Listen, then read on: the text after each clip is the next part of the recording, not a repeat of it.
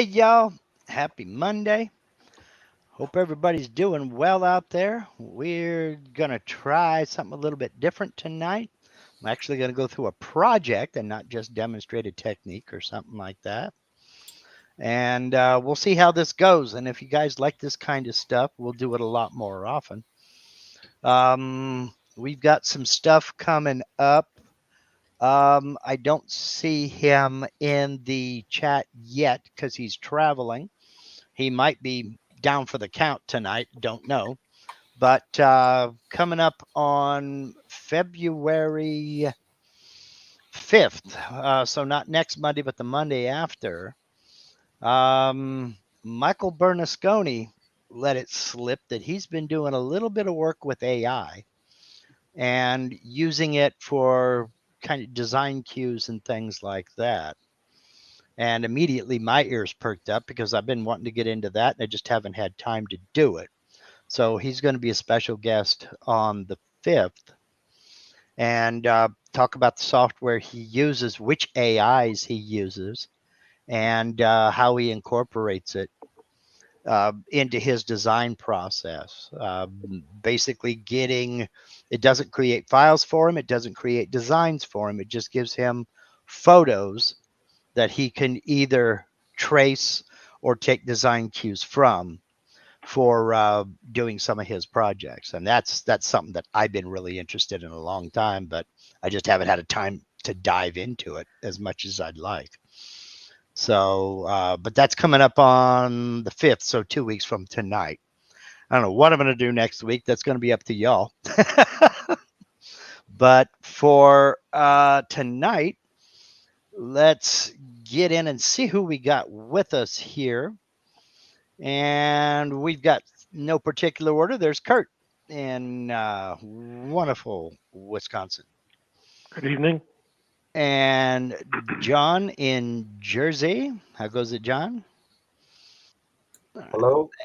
Hello. And we've got Bob in Virginia. Howdy, y'all. How goes it? It's going good. All right. And we've got Steve in Texas, where it's actually colder in Texas than it is in Oregon, from what I gather. Yeah, from what somebody was saying, colder than it is in New Jersey. Uh-oh. That's not good.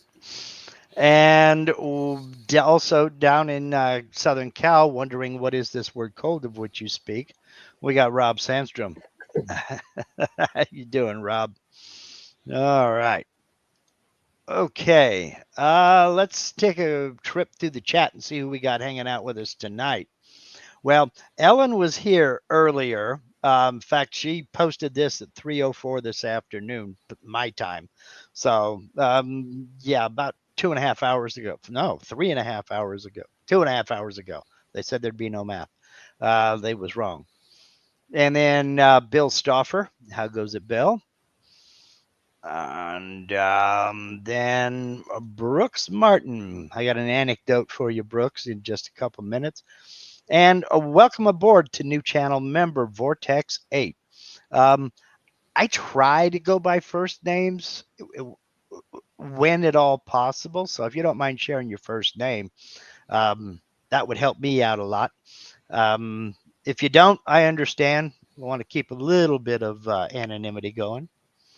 Let's see here. And who else? We've got Jim Brown, who sent me some cool pictures. I may have to have Jim come on and talk about some of the projects he's doing. He sent me more of those multi-material 3D carves that he's doing with 3 and 4 different species of wood. I might have to have him come on and talk about how he does that because they look cool as heck. And then Mr. Greg Hammer. How goes it, Greg? And another guy who's saying, what is this word cold of which you speak? Jim Matthews, the smart aleck down in Florida, who's grinning up here at all of us. And the other end of the spectrum, Jack Matson in North Dakota, wishing it would get above 0, I reckon, aren't you? And Sargon joining us this evening. How you doing, Sargon? Has it slowed down for you at all? I know you've been just listening here for quite a while. And then Ray Dixon. How goes it, Ray? And yeah, another person who's used to the cold, or at least I hope he's used to the cold, Richard Treadwell in Castle Rock, Colorado. That's a whole lot of note from me. It's just way too cold. And Steve Noel, how you doing tonight, Steve? And then there's Bill Coleman. What shaking, Bill? And Wendell is checking in. How you doing, Wendell? And Dwayne pops in. How you doing tonight, Dwayne? Hey, good. All right. Hey, Let's see who else we got. We got Tim Keller hanging out with us. How goes it, Tim? And then Chip Frappier. How goes it? Okay. Vortex says, "My name is David." You said, "I know it." I don't remember, David. I don't remember if you told me or not. I really can't. And don't hold that against me. Forgetting names, butchering names, and destroying names is my thing. Um, just ask Dan when he pops in, if he pops in. I think I put his name right more than once. So, and oh, Jack said, "Hey, it was 20 degrees today. Heat waves. Yeah, you ain't careful, all that snow and ice is gonna melt. Then what are you gonna do? Slog around in the mud, I guess." Okay, so again, I'm gonna try something different today. I'm going to we're gonna get into making a project, and this is just in time for Valentine's Day. Um, and you could carve it in one day, real easy, just a few hours, and might even get the finish to cure on it before Valentine's Day shows up. It's a little triple heart, uh, not quite a two-tiered, uh, but serving dish, little candy dish. And I figured, your Valentine will like that. You put like, oh, I don't know, Reese's peanut butter cups over here, and then Hershey's. need to make that section bigger. Then the almond kisses over there. Well, you what you do, Bob, is you buy 2-pound bags of each, and then you can restock. Okay. Because generally speaking, the candy in it's going to last a couple of days, and then it's going to be filled with earrings and bracelets and hair clippies and barrettes and stuff like that sitting on the countertop or on the dresser, which is cool because now I know when I find a hairpin on the floor, I know where to throw it, so it lands in there. So I figured we would go ahead and design and toolpath that. And that's basically going to help me kind of reinforce what I was talking about yesterday. And that is doing associating toolpaths with layers and using layers, because it's a simple design, but I've got all of the operations put on separate layers. And I really honestly prefer to do it that way, just to keep things organized and straight in my brain. And it helps in a number of ways, and we'll get into how that helps as we design this. Looking at the 2D view, it kind of looks like a cross between the dog's breakfast and a zookeeper's bucket. Yeah, colors all over the place and big vectors that don't make any sense. And it's going to get worse before it gets better. But try to stick with me when we go through this design. And if anybody has any questions at all over the course of this, uh, by all means, interrupt me, ask away, and I'll do my best to answer it. But it's a fairly simple design, even though it doesn't look it. So, like a dummy, I didn't bring out another, whoops, that was wrong. What I meant to do was start a new session of Aspire. I should have done that before we got started here. And I'll create a new file. And of course, I can't remember what size I made this material, so I'll have to go look at it. 16.5 by 12. Okay. So we'll look at 16.5 wide. And the material I have for this is almost, it's 15/16 of an inch thick, so not quite a full inch. And that's a big help. So I don't remember the decimal equivalent, so I'll just use the calculator. 15/16, and then I'll tap equals. And there's my decimal equivalent, 9375. I don't know why I can't remember that one. I'm going to do Z0 material surface, XY datum in the center. There are no 3D models in this at all. So I'll leave my resolution at standard. I'll go ahead and click OK. Now, for this file over here that I've already cut, in the preview, I had turned up the preview simulation quality all the way up to max. Well, we don't have time for that. So I'm going to set my preview simulation quality at high. That way we're not spending, a half hour waiting for this preview to render. It's just not going to look as smooth and as nice as the other one. I harp on a lot of things and I preach a lot of things over the course of my videos and live streams. And one of the things I need to preach on heavily this year, because I see it a lot, is look local first. And that's everything from where do you get your material down to where do you get vectors. Comes with the software, all this clip art. And I know I use clip art a lot, but usually, not always, usually I don't have to look very much further than this. And I've looked in VCarve. The newest VCarve I have is VCarve version 9.5. And this file is in VCarve Pro. And we'll just come down to where is 2D vectors? Hello, where is 2D vectors? Not in 2D game layouts. Where is 2D vectors? Okay, I'll go down here to panels and shields. That'll work. Now I wonder where I'm going to have to get in and download my 2D vector folder. That's all right. I can use this. And I will scroll on down here and right here is the 2D heart panel.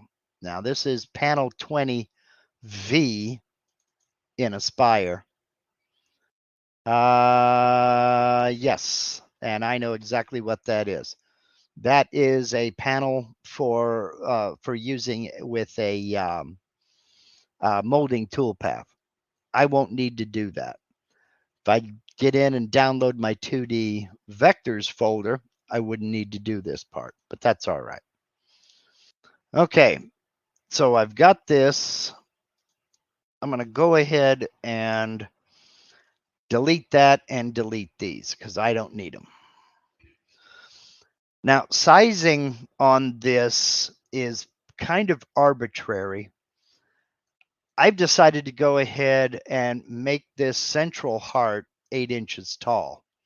So I'll go ahead and scale it down to 8-inch height, 8.0, and apply it, close.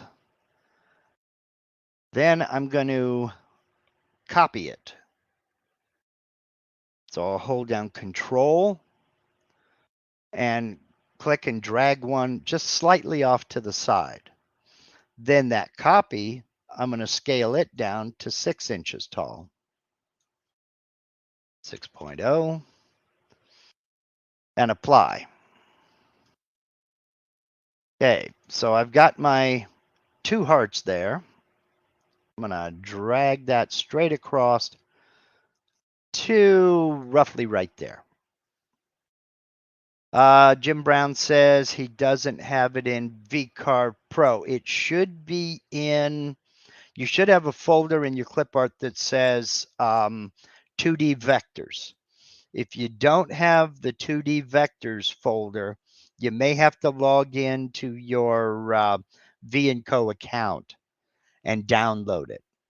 But it should be there. And I think in VCarve, it's either panel 18 or panel 20. It's panel 20. Panel 20. I just looked at my VCarve and it's there. Okay. It's All right. panel 20. Okay. All right. Okay. I'm going to be bouncing back and forth here between these two. Because these are going to be dishes, what I'm going to want to do is I want a wall thickness of about 1/4 of an inch on these dishes. And so what I'll do is I'm going to offset both of these. But all right, I'm missing a step here. Slow down, Mark. Back up, regroup. First thing I want to do is I want to go ahead and rotate that. And I'm going to rotate it about 20 degrees. My rotation center is going to stay right there in the middle of the heart. And I'll rotate it 20 degrees. At this point, it doesn't really matter if it's relative or absolute because it is straight up and down 90 degrees. So I'll click apply and we get a good rotation on that. Now I just kind of want to bump it down and I need to bump it in. All right, there we go. Okay, there we are. David, the job size was 16.5 wide by 12 tall. Okay, so I've got that placed, got this placed. We're good to go there. Now I want to offset these. So I'll do this one first. I want to offset that inwards by 1/4 of an inch. And I'll offset. Then I'll come in here and offset. Now, full disclosure, I've had this file here open. And if you look at these vectors, they're already rounded off here. When the first time I offset these, they were not rounded. I had to use a 1/4 inch radius fillet over here. And I fully expected to have to do it right now. And so I'm going to start wondering what else is going to be done for me that I don't want done because it's remembering what I did last time. So this fillet wasn't there when I offset this in. What I had was a sharp point. So if you do end up with that real sharp point looking like a dagger pointing down the bottom of your heart, just go ahead and come over to the fillet tool and use a 1/4 inch radius on a normal fillet and click down in here. And it will. Although, Mark, if there is a dagger in my heart, I think I would just kind of go with it. It kind of fits my storyline. Oh, I see what you did there. You know, I walked into that with my eyes wide open, Rob. Jeez. All right. Now I believe that are all of the vectors we need right now. So, nope, I need a few more. But before I get into drawing these other vectors, I need to start creating some layers. Now, if we look here at this item, I have 5 tool paths. These 2 are for the same tool path. One's a clearance, one's a finishing. So technically 4 tool paths. What I'm going to be doing is I'm going to be surfacing this area of these smaller hearts out here. I'm going to be surfacing them down so that this thickness from here to here is 3/4 of an inch. And this is going to stay at 15 sixteenths. Okay. So after that, I'm going to carve the large pocket, then the 2 small pockets, and then I'll do the cutout. It's very simple operations to do. But what this means is, if you see over here, I had to create vectors along over here in order to, and do a pocket right here to surface these edges down. So that's what I'm going to create now, as soon as I get my layers set up. Now, why am I getting all of these layers here? Oh, these layers were imported from, aha, okay. All right. All right, that's what it is. When I imported from that, okay. Yeah, all right. When I imported that from Vectric, it already had layers. Okay, well, I'm gonna take this, hold down Shift. This, you shouldn't have to do this, and I apologize for this. Move to layer 1. Okay, so I've got, now these layers are empty. Sorry about this. This is some housekeeping that shouldn't need to be done. Can you delete those layers and make your own mark, or would that? Yes, I can. I was gonna say, or would it make, take the drawing away? I didn't know. Yeah. No, I can. And in fact, I don't know if I can Control Z that or not. Yes, I can. If you look over here, John, I've got main outline selected as the active layer.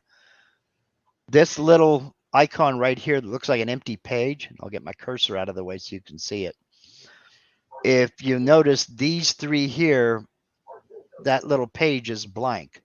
But if I go up to layer 1, it's got little drawings in it. That's telling me that there is geometry drawn on that layer. There are vectors on that layer. This being blank white on these 3, those are empty layers. So what I can do is I can just click this little, well, it looks like a notepad over here, and I can go down to delete empty, and it'll delete all the empty layers in that layer list. Okay. So, and Martin says, yes, you'll get a sharp point if you have create sharp corners checked. Okay. Okay. That's what it was. So, all right. David, I hear you. I see you. But remember, this will be available for replay at any time just by coming back to this link. It'll also be in a playlist on my channel, and I'll show this a little bit later on. You can just go to my channel and click on live, and you'll see all the members only lives there in and amongst my regular live streams. But if I get going too fast, just kind of watch and pick up what you can, but you can come back and watch again and again and again. All right, so I've got all these now on the same layer, thankfully. But now I do want to create my own layers. Now, yes, I could have renamed those layers, but I decided, no, I want to do my own. So let me come over here and make me full screen here. I'm going to add a new layer, and Probably the first operation I'm going to want to do is I'm going to want to surface down this rim here. So I'm going to name this layer surfacing and enter. And I'll change the color. Let's make it a light blue. That way it's easy to see. Then I'm going to add another layer. After that, I'm going to want to pocket this out. So I'll call that large pocket.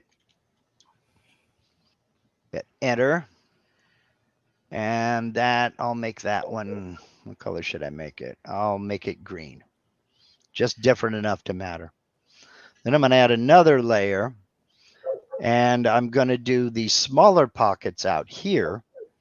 I'll be using a different bit. For this one, I'm going to use my 3/4 inch bowl and tray bit. But this area up in here is a bit small for that. So for this one, I'm going to use just a 1/2 inch ball nose bit. So otherwise, I would just go ahead and calculate it with that pocket. But I'm going to call this small pockets. Hit enter, and we'll make those red. And layer number 1, I'm going to rename it cutout. And I'll leave it black. Because by the time I'm finished with the design process, this is going to be my profile cutout layer. Let's see here. Brooke says, I love this quote. We all start from somewhere, but it's you get off the learning curve that makes the difference. Well, I mean, I learn every day, even if all I learn is, oh, so that's why they don't do that. But I think that's valid. So, okay. Let's make the, let's see, which vector should we make first? We should make the vectors for this surfacing toolpath here. So what I'm going to do is I'm going to select, let's see, this is the inside of my pocket. That's the inside of my pocket. That's the outside. When I surface this down, I don't want to end up with a radius here up on top. Because if I'm surfacing this down with my 1/2 inch end mill, which is what I plan on using, and I just come along here, it's going to leave a little area up here that I'm going to have to clean up. So I'm going to need to make the vector much larger. So what I'll do is I'm going to go into the surfacing toolpath, or the surfacing layer, go back over to my drawing tab. I'm going to select, no, I'm not. I'm going to go, sorry, I made a mistake. I stay in my cutout layer. And I'm going to select both of these. And I'm going to select, hold down Shift, select that vector. Then I'm going to right click and I'm going to copy these to surfacing. Okay. Now I'm going to go over into my surfacing layer, make it the active layer, then turn off all of the other layers. So that's all I have here. Now I can do a little bit of preliminary trimming. I don't need these two. So I'm going to clip that right there. Now I'm going to select both of these and I'm going to offset them outwards by a 1/2 inch. And go down here to offset. offset outwards by 0.5. And I'm going to delete the original because I don't need it. So I'll delete the original, offset, close. So I've got that set up. Oops, I forgot to offset that out. No, I don't need to offset that out.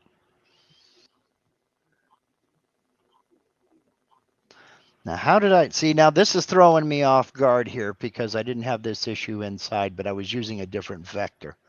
That should be joined there and down here. Maybe before you trimmed it. Let me Control Z out of that and go back here. I don't think that mattered because it didn't. All right, let's try it and delete the original offset.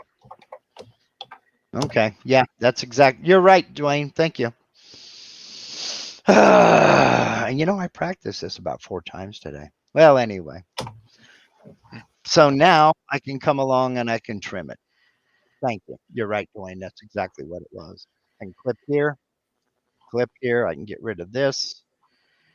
And I can get rid of that in there. And because I've trimmed it with the scissors, that should be one closed vector, but let me make sure. I get those 2 icons mistaken all the time. Yep, it is one closed vector. Okay, so that is the toolpath for my surfacing that's going to take down that rim lower than the others. So, or lower than that central heart, rather. So that's basically done. And it doesn't matter if that vector comes over and off the edge of the material. It really doesn't matter. So let's get back over to the cutout layer. I'm almost finished with the surfacing layer, but I can turn it off. The next layer is my large pocket. Okay. I'm going to do something preemptively here that's going to sound counterproductive, but it'll make sense in a minute. I'm going to go ahead and I'm going to, no, I don't need to do that. Yes, I do need to do that. I'm going to go ahead and I'm going to cut my pattern in half here. Click on that. So I've got a vertical line running north to south along my Y. Close. I'm going to come along and I'm going to trim those away. Then I'm going to select this and delete it. Now what that did was I could have come along and trimmed with my scissors, but then it would have joined this vectors right here with a straight line. So just delete and, you know, it's no longer a factor. Okay, let's see here. Brooke says, why not create a box around all the vectors and pocket down to the lower rim hearts with the big heart and box selected? Well, you can do that if you want to pocket down all of that material. There's many ways to skin the proverbial cat. What Brooks is talking about is why not just draw a rectangle around the whole thing and then select the rectangle and select the outline of the heart, the big heart, and then pocket that whole thing down. You could do that. You could very easily do that. But again, depending upon the size of your material, you might not want to do that. You might have something else in mind for another piece of this almost 1-inch thick material. Again, many ways to skin the proverbial cat, and if that works for you, go for it. Let's see here. Now, where was I? What was I going to do? Oh, okay. I'm going to select this inner one, and I'm going to move it. I'm not going to copy it. I'm going to move it to large pocket layer. Then I'm going to select this one here, hold down Shift, and select this one here. And I want to copy it to my small pockets layer. This will start to make sense in just a few minutes. Okay. So let's see what I've got here. I've got my cutout layer, my surfacing layer, my large pocket layer, my small pockets layer. Okay, I can turn the rest of these off and get back to cutout. Now that I have this vector copied over to, I should have just moved it, but now that I have that copied over to my small pockets layer, I can go ahead and delete it. And now I'm going to do something that's going to make a little bit more sense. I'm going to start joining layers, joining vectors, trimming vectors, and then mirroring vectors so that we've got a good solid outline. See here. I think Edison said something akin to, I did not fail. I just found ways not to do something. Yeah, I'm an expert at that. Okay, so we'll trim these away, and that gives me half of my outline. Then I'll just close that, select it, come over here to mirror. Now I want to make sure I have flip about job center selected, so it's going to flip this direction from the center, and I want to create a mirrored copy. And I want to flip it horizontal. Close it, and there's my outline. But they're two open vectors. So now I've got to select both. Come down here. I've got two open vectors. And after joining, I'll have one closed vector, and that's what I want. So join them, close, and there is my profile cutout. Now, you have a choice here. Are there any questions so far other than me making up for my mistakes?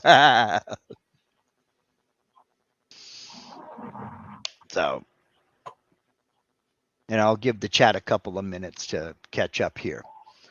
You have a couple of decisions to make, and because we have a few sharp inside corners here, down here as well. You can come over here and create a fillet if you'd like. Personally, I don't bother. I know I'm going to be cutting this out with a 1/4 inch end mill. So that's going to leave about an 1/8 inch radius on these inside cuts. And that's what I did over here in this preview. And you can see they don't look bad. They don't look bad at all. If that's too big of a radius for you, and we have to be careful here because of the material thickness. I could go down to a 1/8 inch end mill, but I'd have to make sure I've got a 1/8 end mill that can cut through material this thick. That's almost an inch thick. And there are some bits that have a 1 inch flute length, but just be forewarned that you don't want to overshoot the flute length on your bit. You want to make sure your bit can cut that depth. So we'll go back over here. Personally, I don't bother with a fillet on these. I let the bit that I'm going to carve decide what that radius is going to be. But to each their own. You feel free. Okay, we're done with the, I'll come over here to the layers tab. I'm done with the cutout tab. I'm done with the surfacing. I want to move on to the large pocket. Turn that on. Then I'll turn these two off. And the large pocket is simplicity itself. I'm just simply going to select that. And I'm going to flip about the job center, create a mirrored copy, flip that horizontal, and do just like I did with the other other vectors. I'll come over here and join them. I've got 2 open now, 1 closed, join. Close, and now I have 1 closed vector. That's my inside pocket. That's done. So now I can come down to do the small pocket, make that the active layer, turn off the large pocket, and come back over to the drawing tab, grab my scissors. I don't need this, I don't need this, and I don't need that. That's my inside pocket. Looks like a mitten. And I'm going to mirror it. Again, whoops, select the vector mark. Again, I'm going to mirror it, flip about the job center, create a mirrored copy, flip horizontal, close it. All my vectors are now created.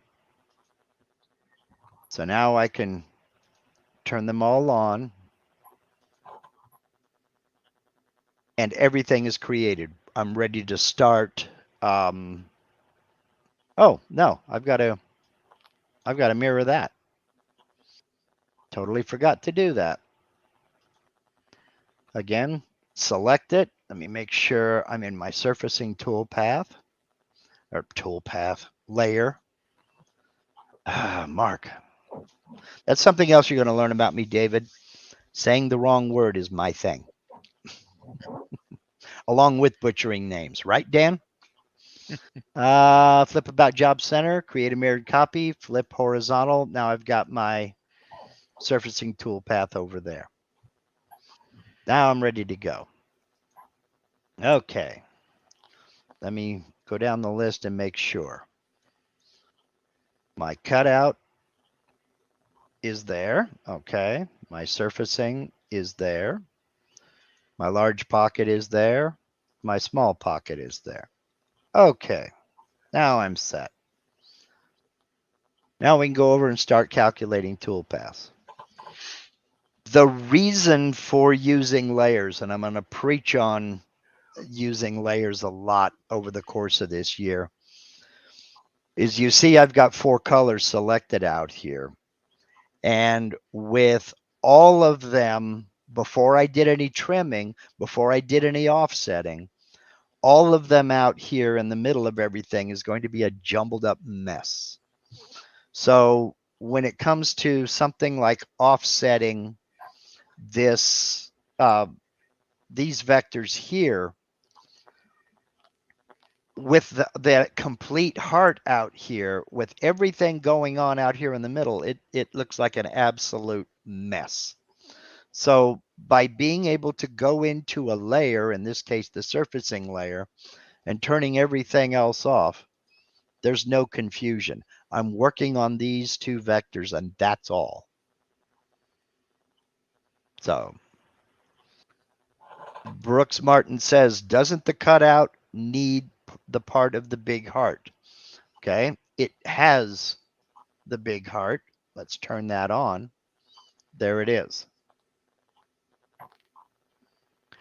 Cutout has the outside of the big heart.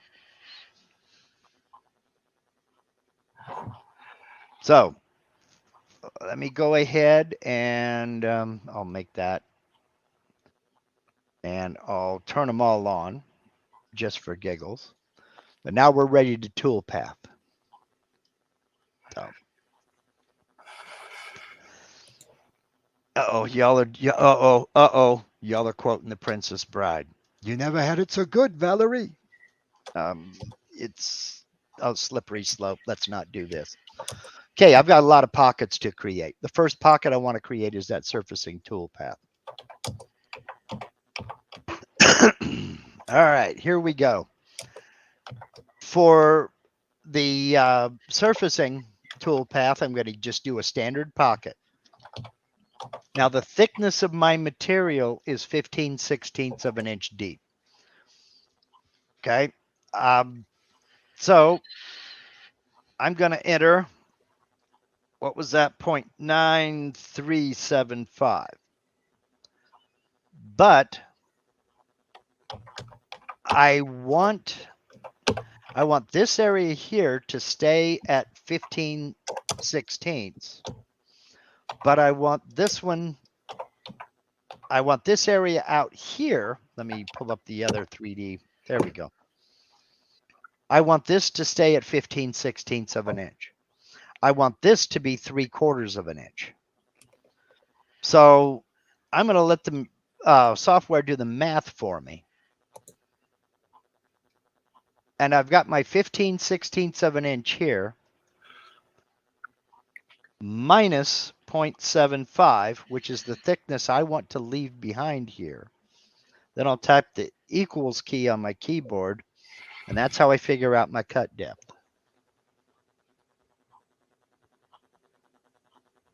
John says, shouldn't the outer vector on the big heart connect to the black vector of the little hearts?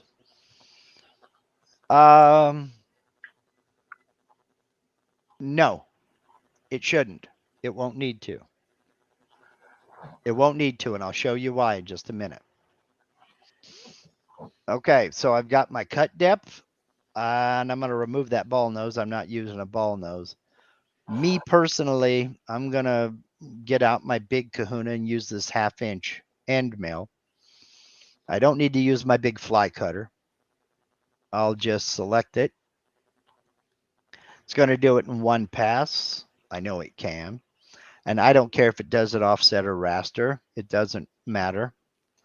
And I'm going to name this surfacing. And you'll notice I haven't selected any vectors out here. That's because I'm going to associate them with the tool paths. So I come down here to vector selection. It's set for manual right now. I click the selector button and it opens this one up, this form. I want to select closed vectors, all closed vectors on the selected layers only. And I want to click on surfacing. And now you'll notice that that has been selected on both sides. It is crucial to click associate with toolpath. And I'll click close. Now, let's see, nothing else. Nope, I can calculate. And I don't know where that came from. That should be medium wood.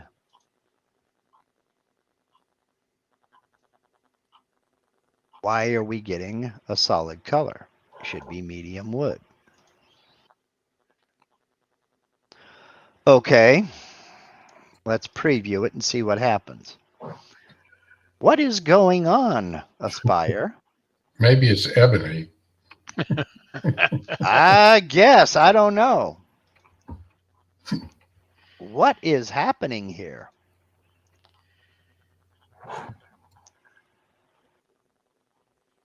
What the devil? No, we can't be doing this.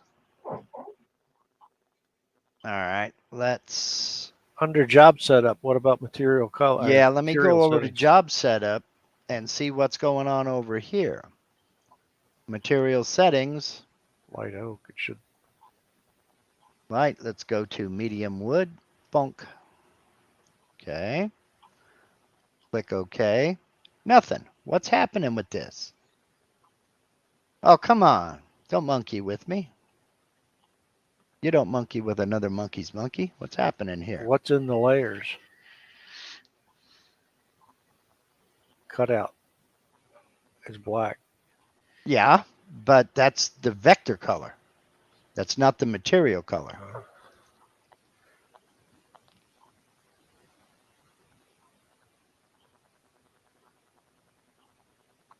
Close. What the devil?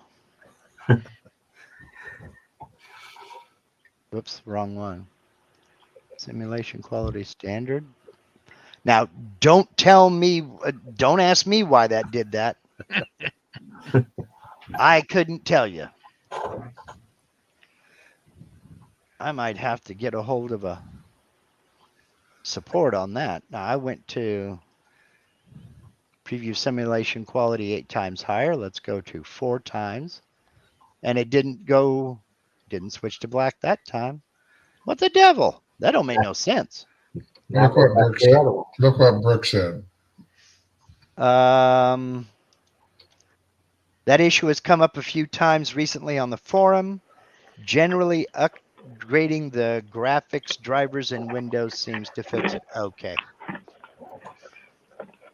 Okay. According to Adrian. Well, Adrian's been around since Christ was a corporal, so I think he'd know.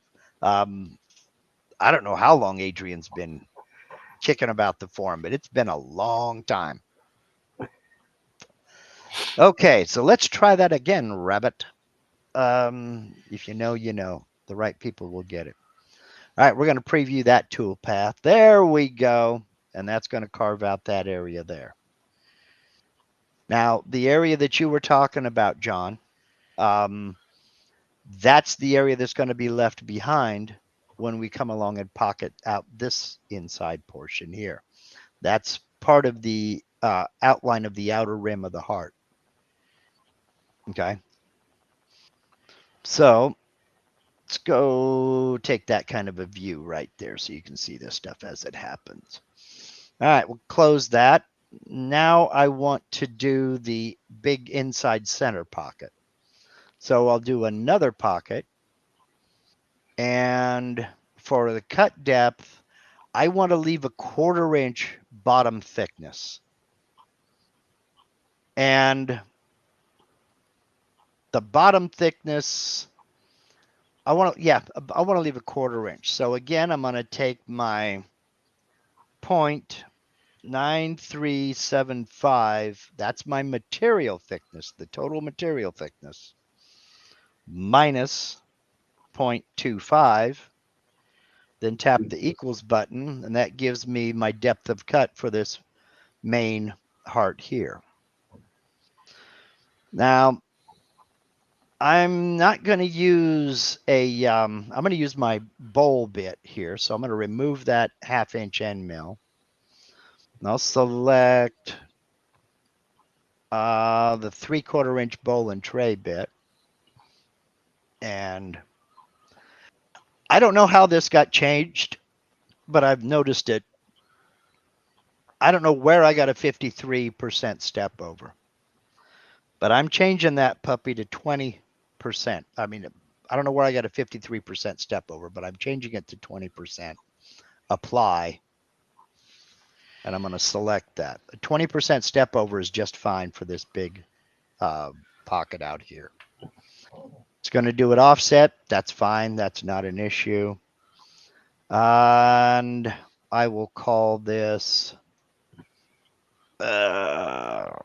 zip on over here, call it large pocket. And I'm going to come down to vector selection. It's set at manual. Again, use the selector.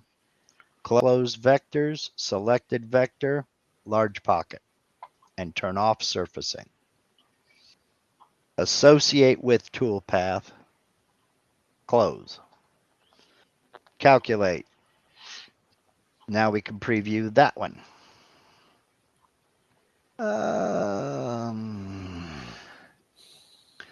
Okay. Brooks types faster than everybody, Martin. Let's see. Jim Brown says, Steve, thank you. I found the 2D clip art in my download file and I installed it in my clip art file. Okay. So this first depth, David, was 0.1875. And this was, I don't know, let's see. What is that? 0.6875. But like I said, I let the calculators do the math for me. I know how thick the material is. I know how thick I want this outside edge to be, and I know how thick I want the outside edge of this heart to be. So I just subtracted this height from this height, and it gave me the depth of cut. And the same thing here. I know the bottom of this tray, I want that bottom to be 1/4 inch thick. So I took the material thickness and subtracted that 1/4 inch bottom, and that's how deep the cut was. And that 20% step over does a pretty nice job with that bowl bit. Okay, so the next one I want to do is I want to do those small pockets. So another pocket tool path. But this time I'm not going to use the bowl and tray bit. So I'll remove that. I'm going to use what's going to sound counterintuitive. I have a 1/4 inch roughing bit. This is that beast from IDC Woodcraft that I've not tried yet. I'm going to use that as my roughing bit. So I'll put in my roughing bit and select it.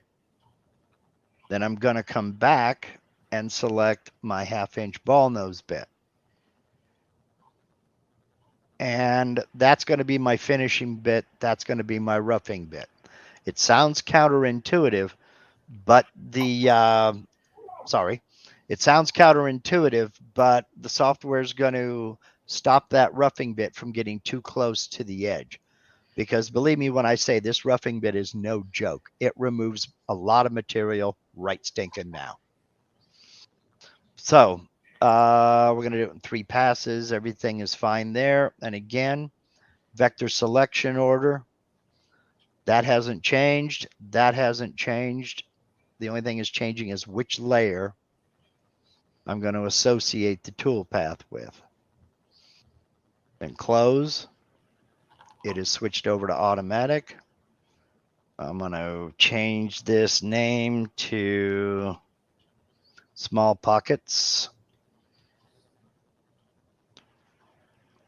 Small pockets. That's me. All right. And then we'll calculate.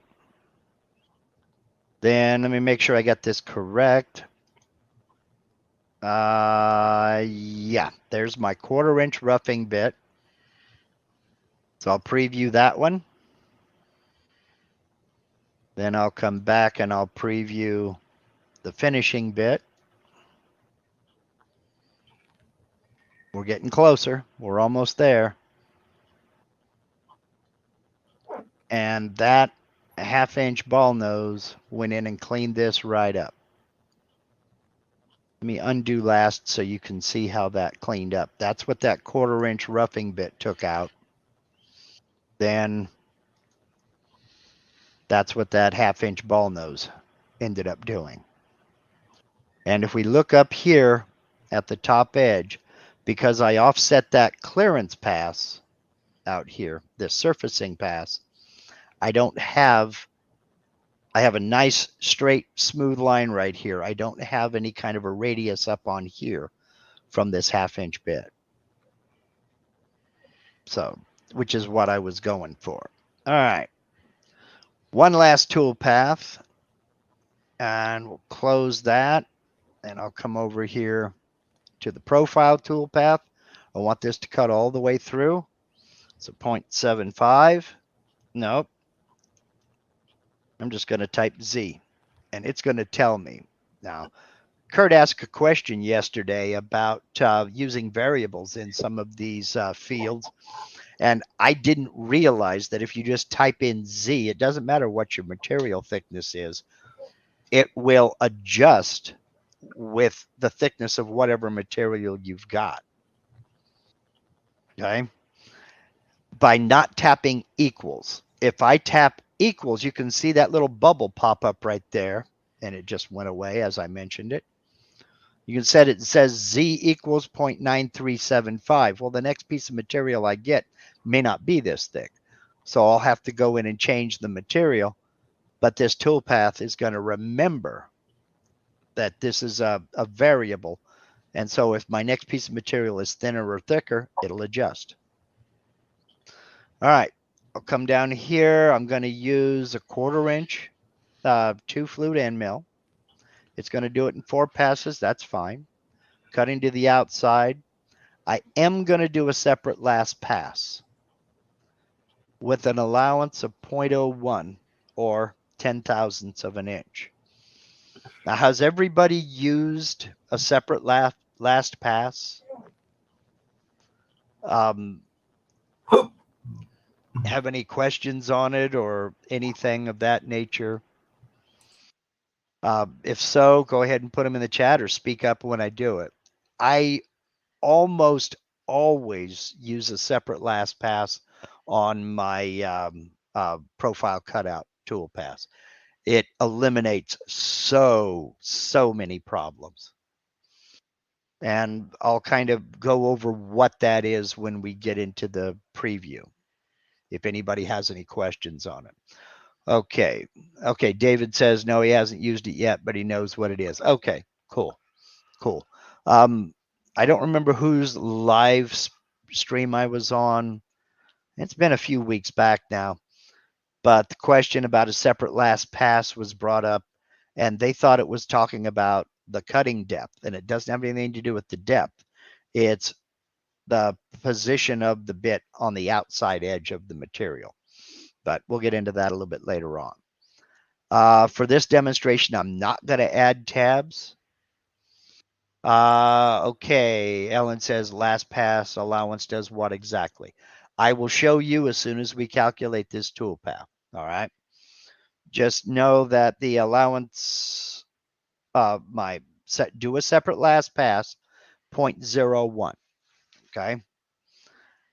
If I was cutting this one out, I would definitely add tabs, but for this demonstration, I'm not going to, so I can get rid of the waste.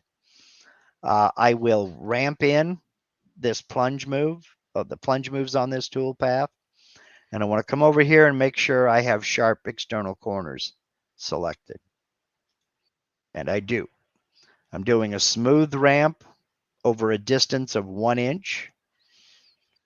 And I'll come down here and select, again, close vectors on the cutout layer, associate with toolpath, close, and I will name this cutout and calculate. That didn't take long. All right. A separate last pass is, if we look at this, I see a mistake. Let me go back in here. Climb, I prefer conventional. That also cheeses a lot of people off because, you always get a better cut finish if you use a climb cut. Not always. All right, there we go.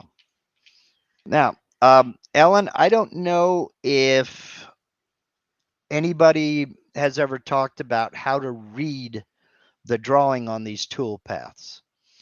I've got my tool path checked here, and unchecked, there's nothing, but if I check it, there's this illustration. And some of this may be hard to see. But if we look, it's all color coded. The red lines are rapid moves.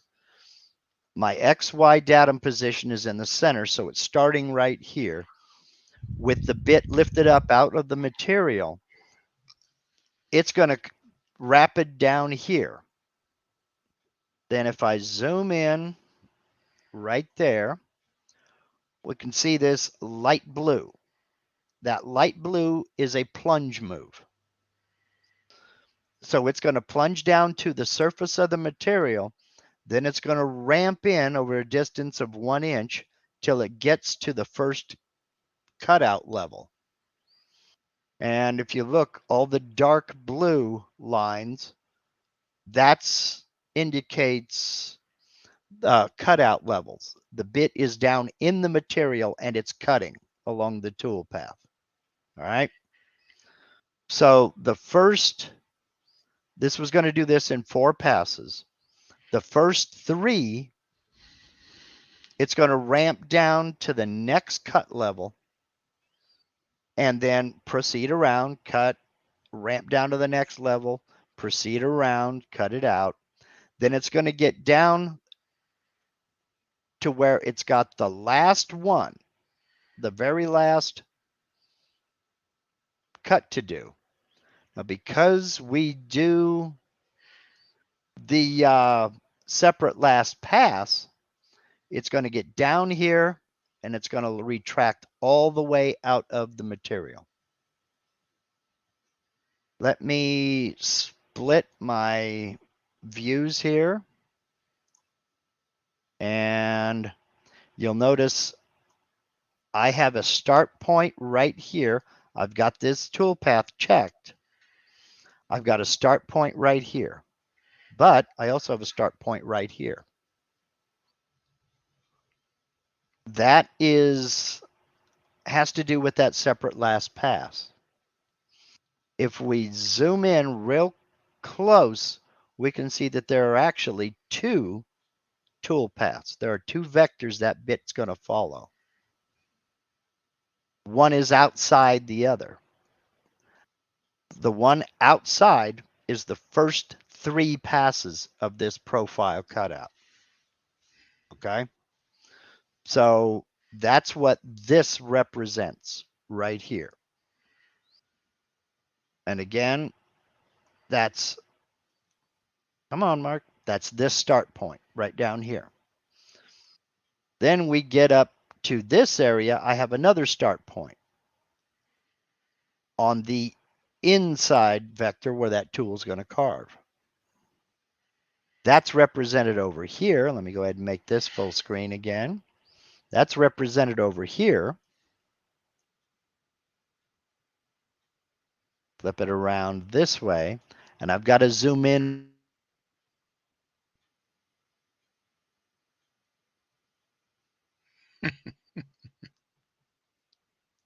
Whoops. Zoomed in and we zoomed out. Yeah, I think he zoomed out. Yeah. he zoomed in so far, we're inside the box. Let us out. I don't know what that was. You zoomed out instead of zoomed in. Wow. Yeah, I zoomed myself right on out of here. That wasn't you, Ellen. That was me. I don't know what the devil happened. I don't know what that was. Let's try that again, Rabbit. Operator error. Operator or something. I don't know. Number, please. Okay. So, as I was saying before I was so rudely interrupted. Man. Yeah. Where's Okay. Waldo? Yeah, I have no idea, my friend. Okay, so what we got going on here is after its final cut, it comes around and it comes back to this point. Now we see a light green color. The light green color is a retract. So the bit's going to make that third pass around. It's going to retract out of the material. Then I got to zoom in real close for this. You can just barely see a little red stripe right there if I get my bright yellow cursor out of the way. It's going to wrap it over that 0.01, and now it's going to plunge down. It's going to plunge down to the surface of the material and then ramp in the entire thickness of the material, then come around and carve the entire thickness of the material just a little bit inwards of these previous 3. And that's going to remove all the little trails here where it ramped in. It's going to remove all these witness marks from the different layers it cut. It's going to cut all the way through the material in one pass, but it's only going to take that 0.01 off, and that's a very light cut. I have found ever since I've been doing this, using that separate last pass, that it needs very little sanding after you've finished with that tool path. I mean, it cleans it right up. So I heartily recommend it, and I use it just about, like I said, on almost every profile cutout toolpath. I use the separate last pass. All right, that's enough of that. Sir. Did that cut 4 times around and then a 5th time was taking the last 10 thousandths off? No, the first 3. Okay, so let me- the last pass had to take off a 1/4 inch deep plus 10 thousandths on the side. a little less than a 1/4 inch, yes, but yes, basically. 4 passes, the first 3 cut 10 thousandths over, then the last pass will cut that. Now, if that's too much for your machine, or your yes, a full depth cut after it ramps. If that's too much for your machine or your bit, remember you can come in and edit your passes. Okay. You can set a last pass thickness if you want. And let's say that is too much. You don't want to cut that 1/4 inch. We can set a last pass thickness by clicking the checkbox there. And let's make the last pass, I don't know, 50 thou. And then we click apply, and that added that one more pass right there. So it's going to do that last pass only 50 thousandths, but the rest of it full depth. Any of these passes you can change. If and again, this is set up for my Avid CNC. So if that's too much for you, you don't even have to do that. You can come say 40, 35, whatever you want. Just enter whatever number you would like, click apply, and it will add these passes. But Or again, you could just, or, excuse me, Mark, or you could just add another, make it 5 passes, and it would Yeah. break it up into 5 equal yes, passes. you could set the number of passes here if you want. If all of these are editable. If you look right now, pass number 1 is highlighted, and it's going to cut 0.2344. Because it's selected, I can come in here and I can say, no, I want that to be 0.25. Go ahead and cut a full 1/4 inch. And click apply. And now that first pass is a 1/4 inch deep. I could make the first 3 a 1/4 inch deep if I wanted to, and then just leave this one alone and then just leave that one alone. But all of these, see, I can come in and now it's telling me pass 2. But you're not putting in the thickness, the depth of the pass. You're putting in the actual coordinate. So if I wanted it to cut a 1/4 inch per pass for the first 3, I would go 0.25, 0.5, 0.75. Not just a 1/4 inch on each pass, because it's going to put 3 passes at a 1/4 inch. So you can edit any of these passes. And as Sargon says, it all depends on your router strength and your bit. So I've started to learn to trust this. I've gotten a little bit more confidence in this Avid. So I'm starting to push it a little more. I know it'll cut 3/4 inch material plywood. It'll cut it in 1 pass. I know it will because I've done it. But I tend to not put stuff like that out simply because not everybody has a machine that'll do that. And I don't want to give people the wrong impression. But I should have edited this to make it a little bit shallower passes. So, but if I want that to be at 1/8 of an inch, I can just make that 1/8 of an inch, click apply, and off we go. I don't want to do that, but there we go. Right. Yeah. I just, instead of that, I just put in 5 passes, and then it divides them up equally. And right. Yeah. And if you don't want to go through all of this stuff like John says, I'll just uncheck that last pass thickness, and I'll just come along here and go 5 passes, set passes, and there we go. It does the math and figures it out for you. But yes, the separate last pass is going to cut this pass here, whatever this thickness is, the full depth. But again, you're only taking 10 thousandths material off of here. And if that's too much, we can click apply and then we go. It adds a pass right there. So we'll go ahead and do that. And I'll recalculate the tool path because none of that matters if I don't recalculate. And that kind of moved things around a little bit. And it added a number of passes, but that's okay. Now I'll go ahead and preview it so y'all can see the finished project. Double click here, double click there, and there it is. And now that whole thing is cut out right there, as John was talking about. And I'm fine with these radiuses in here. Again, I could go with a smaller diameter bit. I'm fine with this radius here and up here.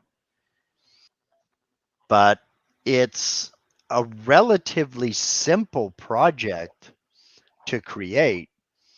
It's kind of unusual in that, well, you've got these recessed lower, these carved down a little bit lower than these, but that also presents a couple of problems. Because if this edge here was the same height as this edge, I could then come along with a round over bit and round over all these edges.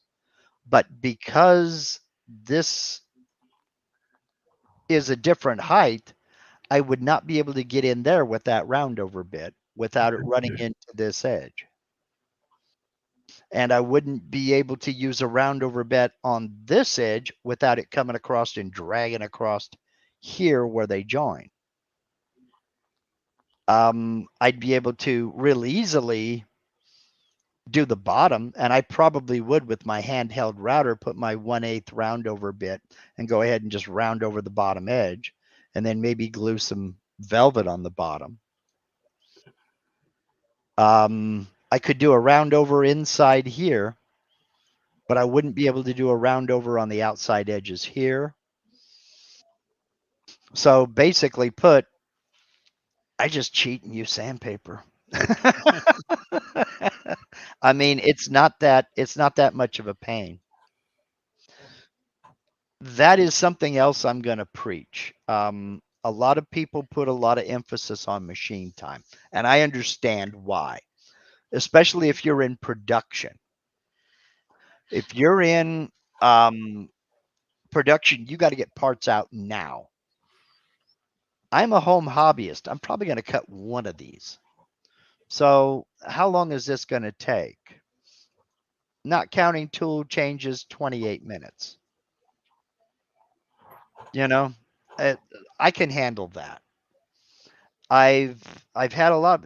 Mark, that tool path is going to take 5 hours to run. Can't I speed it up? Yes, you can speed it up. You increase your step over and you increase your plunge rate.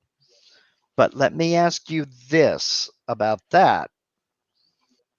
Is it better that it's only 3 hours on the machine and now you have 2.5 hours of sanding to do? Or would you let it sit on the machine for 5 hours while you're doing something else, maybe getting a bologna sandwich, and come out and the machine has done the majority of the cleanup for you? I mean, that's why I got this machine, is to do the heavy lifting, you know. Let's see here.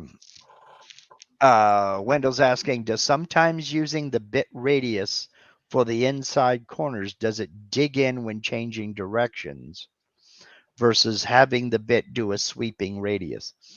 For, are you talking about, like, say up in this area here, Wendell, where it's, where that larger bit was carving down in this area here? Because, and I'll wait for your answer. You probably, I'd have to experiment with it, Jim, or you feel free to experiment with it, as far as using a molding tool path on these. I don't know what would happen if we, when we get down here where this edge joins this edge. I really don't know. Okay, Wendell's talking about the top middle of the hearts. Okay, I see what you're talking about. You're talking about like this fillet up here. Wendell, let's see. Does it dig in when changing directions versus having the bit do a sweeping radio? When it comes in Y negative, then changes to Y positive on the outside out here. That's a good point. You're talking about where it's coming around, and let's see, which way is my toolpath going? Yeah, let me check that. And which way is my toolpath going? So if I get up here on the top, yeah, it'll be coming up this way. So you're talking about when my bit's coming around here and now it starts going back up that way. I've not had a problem with any kind of a pause. But then again, now I don't know anything about your machine. And I don't know anything about your control software. The only experience I have is with Mach 3 and now Mach 4. And I am one of those weirdos that keeps constant velocity on. And I have never had an issue. And no, I don't get a pause where it comes down here. I mean, there might be a slight pause while it's slowing down to go around this corner, but it's never come down and stopped and then decided to. I've never had that issue. But I've had, oh my gosh, I've had more machinists than I can count tell me that I'm a fool or I'm weird for having constant velocity on. The only time I'll get a mark is like if I'm using tabs where it stops and then raises Yes. up to go over the tab. Yes. And that's a good point. Thank you for reminding me, John. I was going to show what tabs I would use and where I would put them if I were cutting this out. So let me go back in here. John, Reset if you the preview. use 3D tabs, it won't do that. It's better, but it's Yeah. still not perfect. But it doesn't stop. No, it doesn't. It's sort of like going over a speed bump. Right. And that's exactly what I was just going to talk about. I use 3D tabs. And I wish I could zoom in on this because there's a little bitty diagram right here that shows you what 3D tabs are. And basically the difference is on a regular tab, in this case, your X would be coming along this way and it would stop, lift up to your tab thickness, cut the tab length, drop back down, and then take off again. Well, everywhere that bit stopped and raised up and then plunged back in and started cutting, you're going to get a dwell mark. A dwell mark is that little spot you get along the side edge where that bit is plunged or retracted. That's called a dwell mark. Ramping and doing 3D tabs helps to eliminate that, because what'll happen in that same situation would be your bit would be cutting along here, and when it gets to the area where the tab is, instead of stopping and then retracting, the Z will kick in and it'll just start ramping upwards till it gets to the tab height. Then it'll start plunging down again until it gets down to the cut depth and then take off again. It will slow down, but it will not stop. And yes, Sargon, 3D tabs are available in VCarve Pro and in VCarve Desktop. So, and in Cut 2D Desktop and in Cut 2D Pro. And it's just this little checkbox right here. Then I'll click Edit Tabs, zoom way out. Let's zoom out to the vector here. And for this, I never, ever put tabs on inside corners. you are really asking for trouble if you do. So I'll put a tab like right here. I'll put another one up here. I'll put another one up here. Another one there, and then this should do it. That should be enough. That should be more than enough. And so everywhere you see a T, I've got a tab, close, then let me calculate the tool path. And I'm just going to preview this. Now I'll preview everything. What the heck? Shaboom. Tape and And CA glue. You don't need tabs. well, when you're using tabs, the one thing about that, if I'm using tabs on this, I would screw this material down in the four corners. If I'm not using tabs, I would use the tape and CA glue. Now I can't delete the material because it's still a part of the material, but I can zoom in on that tab and you can see I've got that little pyramid shaped tab there. Scoot over this way here. And if I put a check mark, draw the tool path, you can see the shape of that tab in the tool path right there. So you'll undraw, you'll flip it over, you'll cut your tabs, sand all that off. Tabs even work with the separate last pass. So just know that it'll start, you will have a little, not so much a dwell mark, but you'll have a little witness mark where that tab is. And you'll have to sand that out. But it's not too bad. And that right there is why I never put tabs on an inside corner. Because if it's right over here, oh my God. Now you got to get in there and clean that puppy out. So that's it. Now, the only question remaining is, let's see how long we've been on. We've been on an hour and a half. Okay. Backtrack to tool paths, please. When using associated toolpath option, I don't have to hop back and forth to pick my vectors as long as I have my layers in the right places. Yes. And that's the main Mark, get your head together. That's the main benefit of associating the toolpath with the layer. Okay. Because I have, just for illustration purposes, small pockets. All right, that's these vectors right here. Because I have that associated with the toolpath, anything on that layer is going to get cut. And it's going to use this pocket toolpath. It's going to use these tools. It's going to use that depth. So if I come along and I put a circle over here, let me close that. Come over here.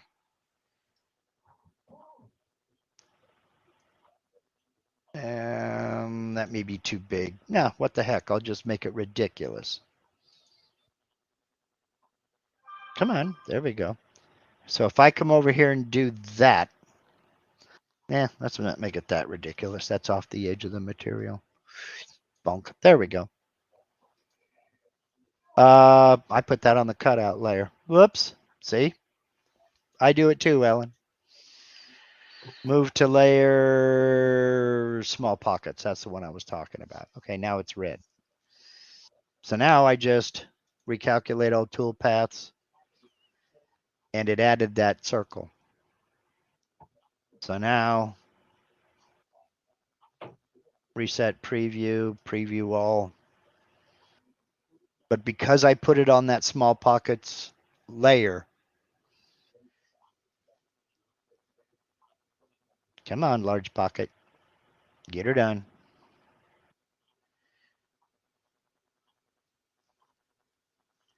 It cut that large pocket as well, or cut that circle up there as well. So What if you had that set up to cut that with a different tool though? It would just ignore it. it would still, let's say I wanted to cut this with a different tool. Yeah. If it's on this layer, I wouldn't be able to do that. It would ignore that tool path or throw up a warning. Because if I add, I can add more tools here, but whatever tools I add, it's going to use on all three of these.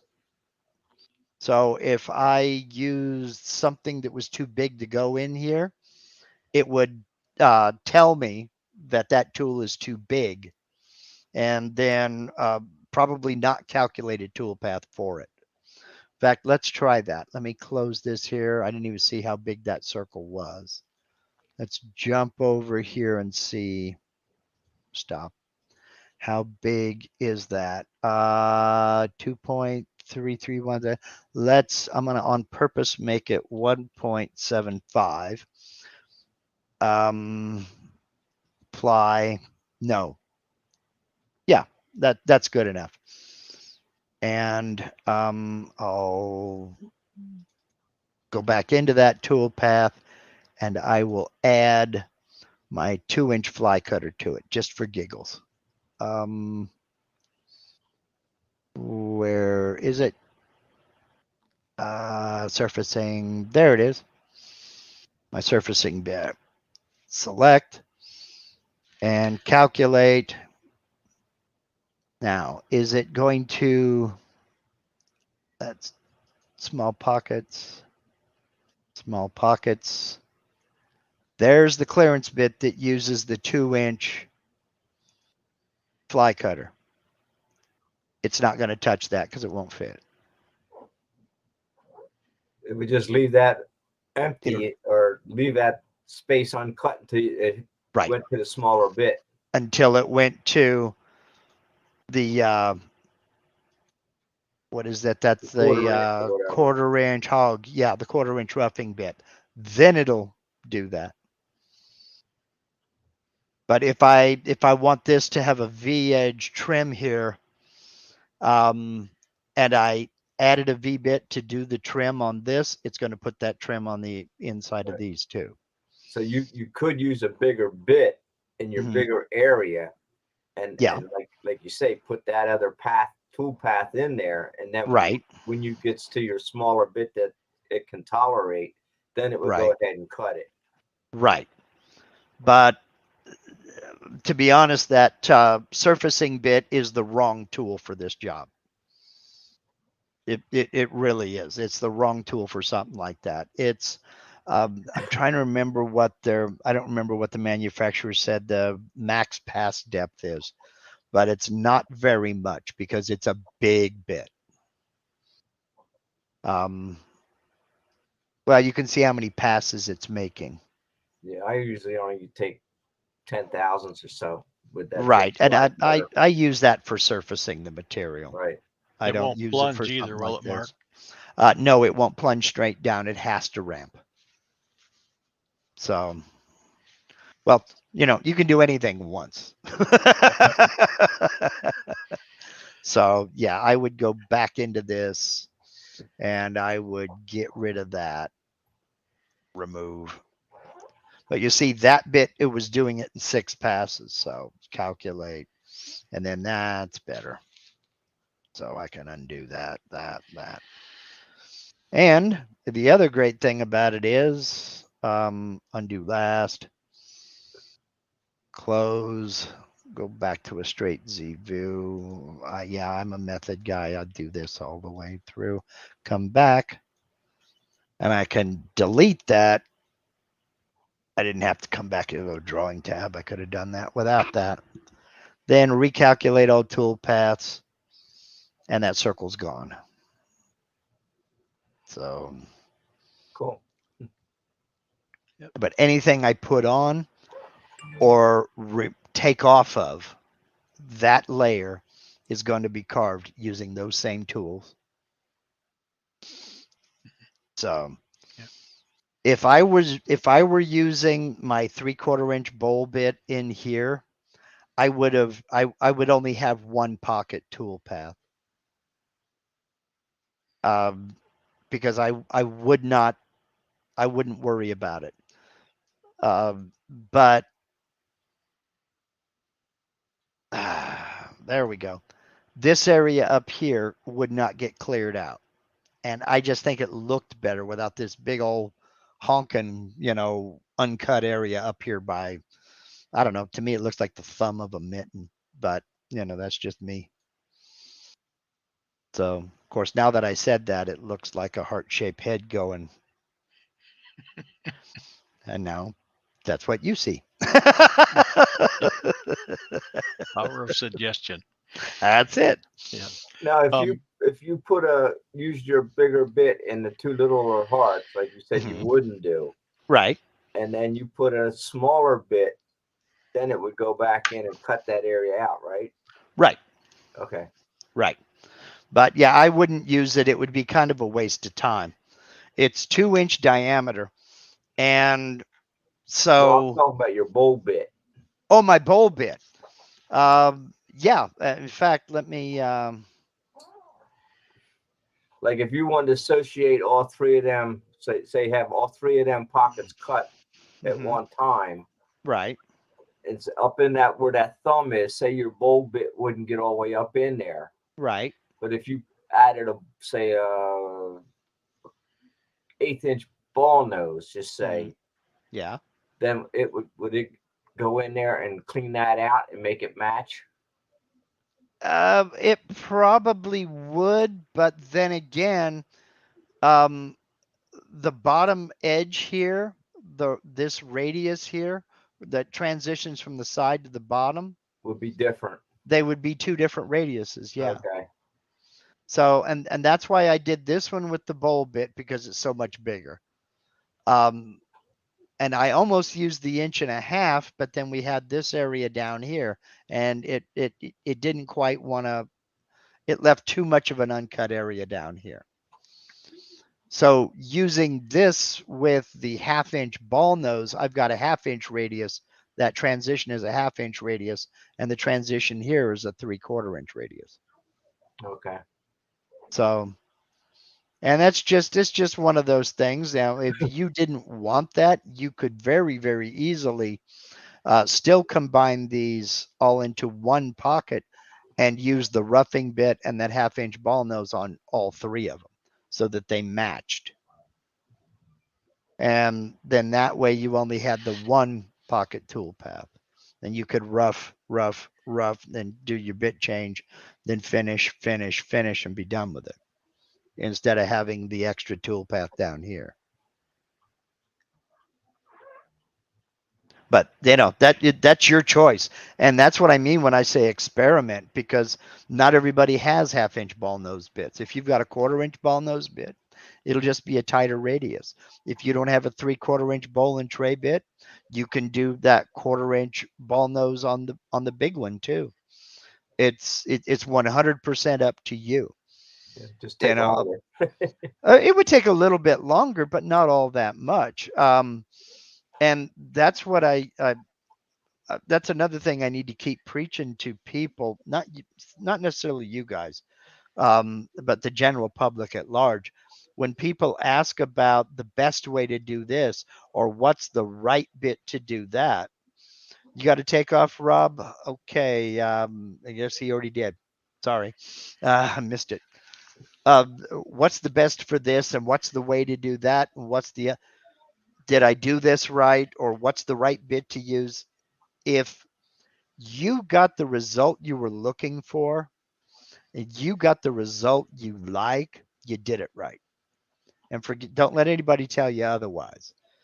If you want to use a 1/4 inch ball nose to do this entire project, and it turns out the way you want it and you like it, you did it right. Now, if your client ordered walnut and you made it out of maple because you like it, now we have an issue. But, if you're making this for your wife, your husband, your boyfriend, your girlfriend, whoever, for Valentine's Day, and you like it, you did it right. And this kind of dovetails in with something I tell people around Christmas because they know I'm a woodworker. My whole family does. And somebody will invariably ask me, what kind of wood do you like? What's your favorite to work with? And I always tell them, go to this place and get something you like, because odds are you're going to end up with something made out of it. So if you like it, you'll probably like what I make you. So pick out whatever you like. I don't care. And I got a big old 1-inch piece of 1-inch thick piece, 8-inch wide, 7-foot long chunk of Purple Heart. And guess what they're getting? They're getting something made out of Purple Heart. So, are there any questions on the project? One last comment there, sort of addressed toward Wendell. I'm wondering if it makes a difference where he was talking about that problem at the top of the heart, whether he's cutting conventional or climb cut. Because it seems like conventional, when it turned that inside corner, would have a tendency to grab just a little bit as it makes that. Yeah. If you're doing a climb cut on that, you may not have that problem. Yeah, that's possible. I don't know. I've tried them both, and that's a little misnomer that a lot of people don't. When it's which direction your bit is spinning versus the direction your axes are moving. Well, when you first plunge into a piece of wood and you start cutting, you're cutting conventional and climb at the same time. So you can go in one direction one way and the other direction the other way, and you're, basically put, I have found I sometimes, not always, it depends on the material. Sometimes I get chip out when climb cutting, but I don't when I'm conventional cutting. So after that, I just said, nah, forget it. Especially if it's a really figured wood. I just do a conventional carve. Maple is notorious for chipping out if it's got a lot of figure. Problem is, I love maple. So I'm a conventional guy. Let's see. Let's say unconventional. Yeah, unconventionally conventional. That's me. I am so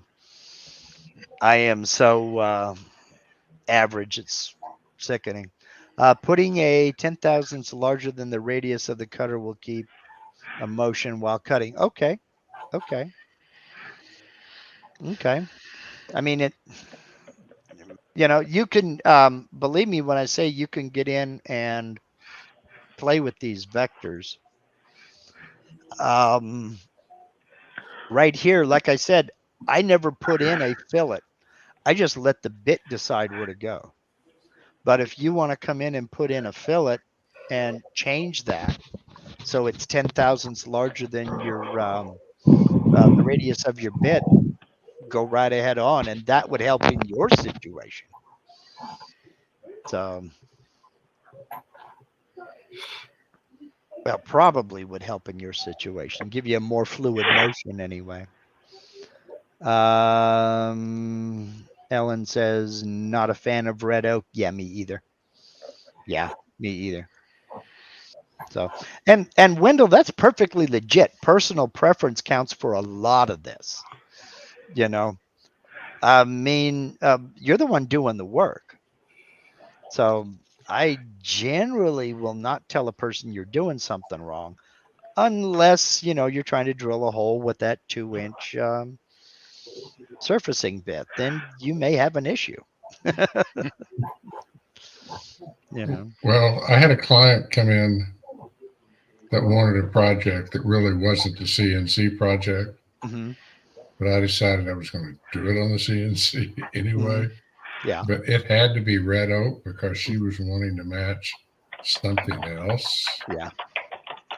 And you know, red oak is open grain. I mean, it's, but it actually worked really well. I was really happy. This was 2 or 3 years ago. I was happy with the way it turned out. I haven't used it since.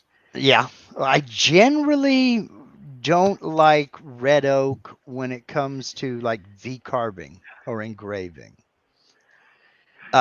Doing pockets, I don't really have much of an issue, or profiles cutting all the way through it. Generally don't have an issue, but it doesn't like V carving at all.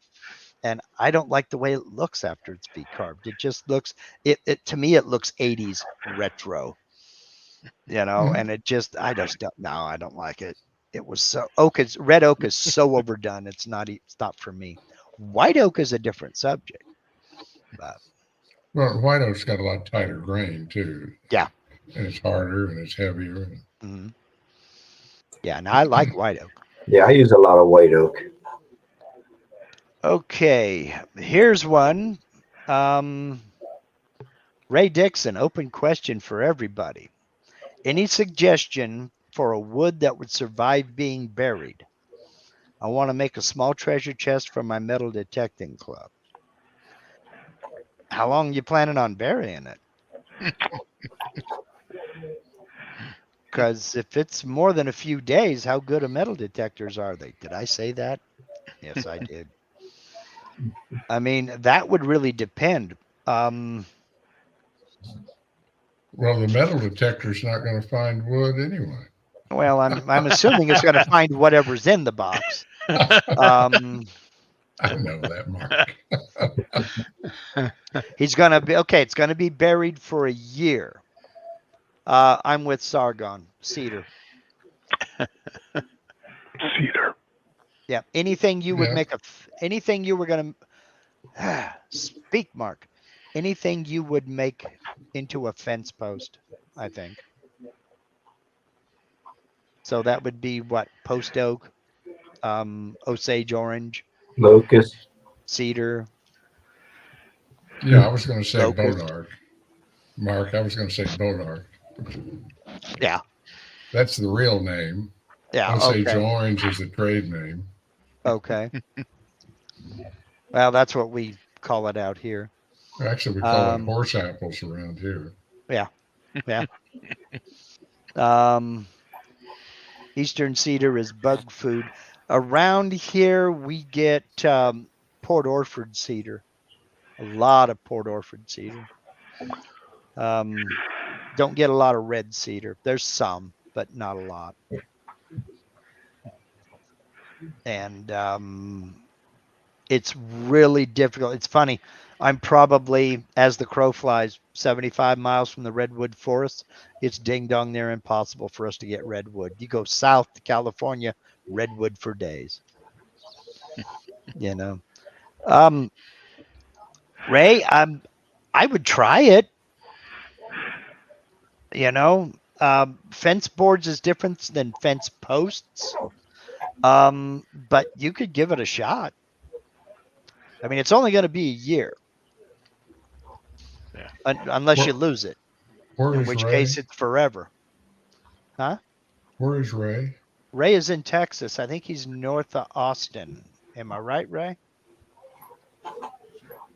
Oh, Ray, blackjack.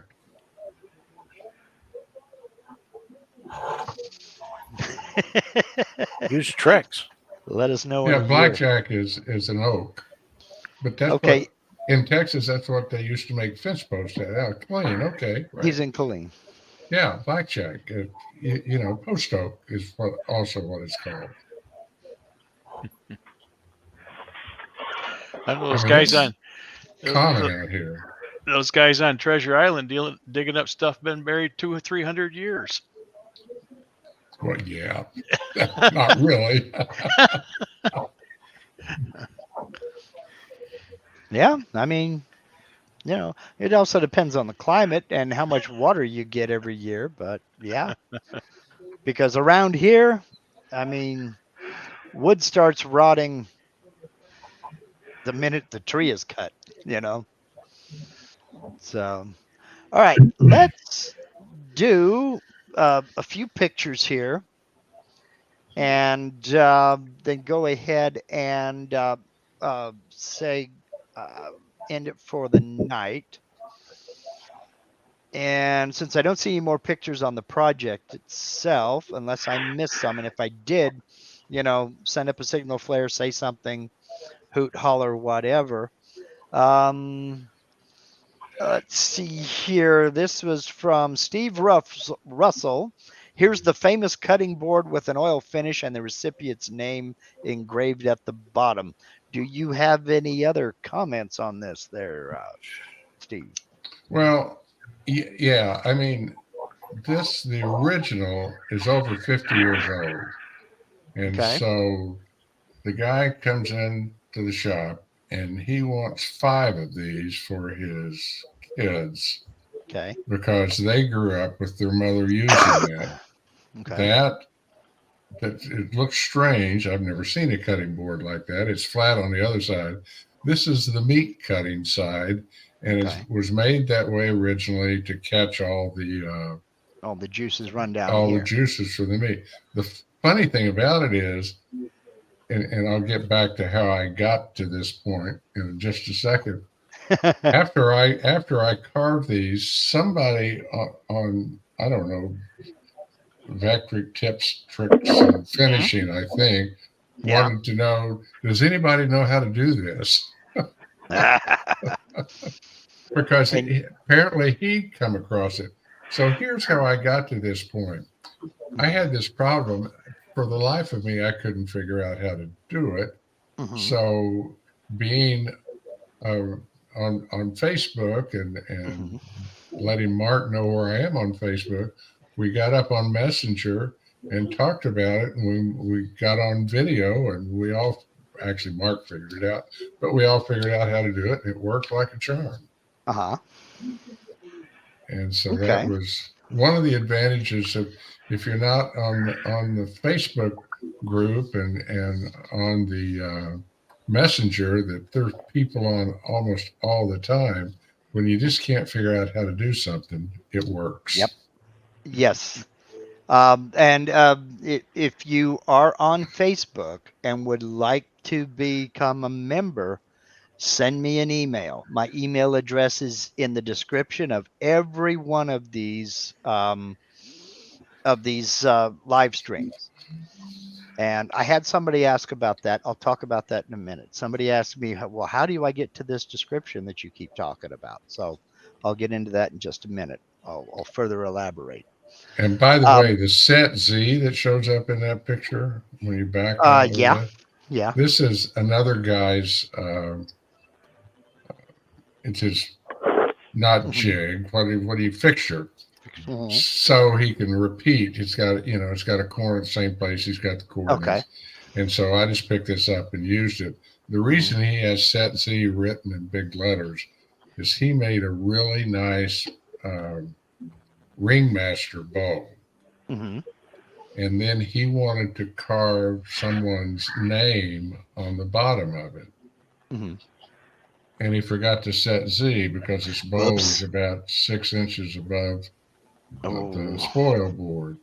And it went right straight through the bottom of that bow. Oh, no. Oh, ouch.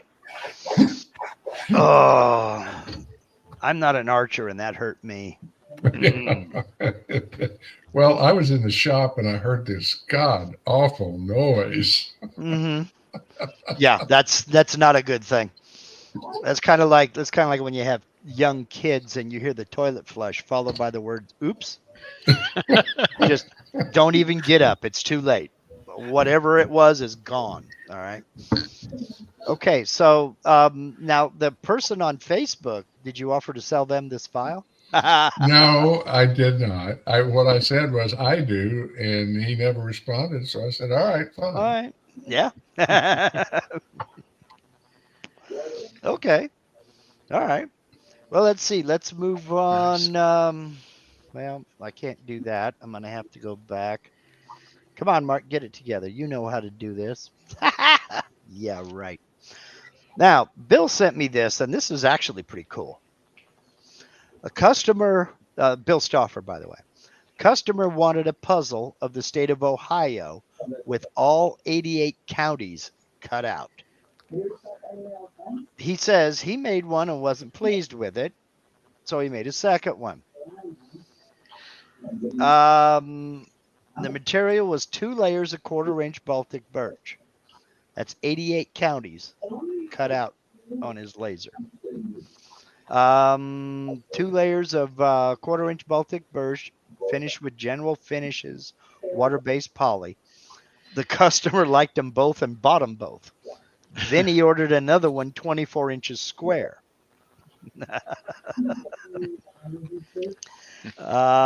So these right here they were cut on his Lasermatic 20-watt laser and measure 16 inches squared.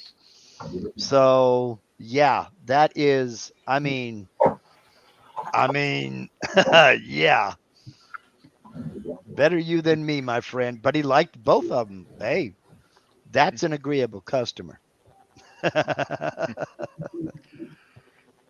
But let me ask you this about that. I know it's not supposed to be a puzzle. There it is. But did you even contemplate not putting the names there? Isn't that cheating?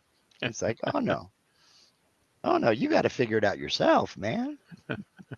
But yeah, that is a very cool project. It's And funny what Raymond put in there. I was just getting ready to say the same thing. What's that? And you don't want to do this for Texas. Well, you know, we all get off the elevator on our floor. If you want to do Texas, knock your little self right on out. Well, Texas has 254 counties. Mm-hmm. Like I said, if you want to do Texas, knock your little self right on out. Yeah, I know. Okay, and then Bill, I apologize. This cross was done, I believe you said, from a Louisiana. What's his name, John? Louisiana. Louisiana hobby guy. Hobby guy. Okay, that's it. This was a pattern from him that he also cut out on his labor or laser, for those of you who can speak. And I think that is awesome. That's awesome. Check that out. And that's really something, because that's only one layer, you know. Yeah, that's a single. There are more layers in the base than there is in that cross. That's awesome. Yeah, very nice. Okay, let's see. And that was Bill Stauffer. Nice work. And now Mr. Dwayne can tell us a little bit. You sent me a couple of, you sent me a paragraph, but if you would rather talk about it or have me read your email, I'm fine with doing either. It doesn't matter. Oh, okay. This is yet another one of my 1.5 by 6 bolts for one of my former employees, retiring with 34 years in. So if you flip the next picture, Mark, it has the company logo on the head and 34 years in there, cut into her. It's embossed, actually. The dish is cut out around it. Yeah. So that one's cherry, glued up out of 2 pieces. What's the finish on it? It's rattle can urethane. Really? Okay. Yep. Dwayne, I didn't see the pliers. That's in the toolbox. They're not even on my list of 16.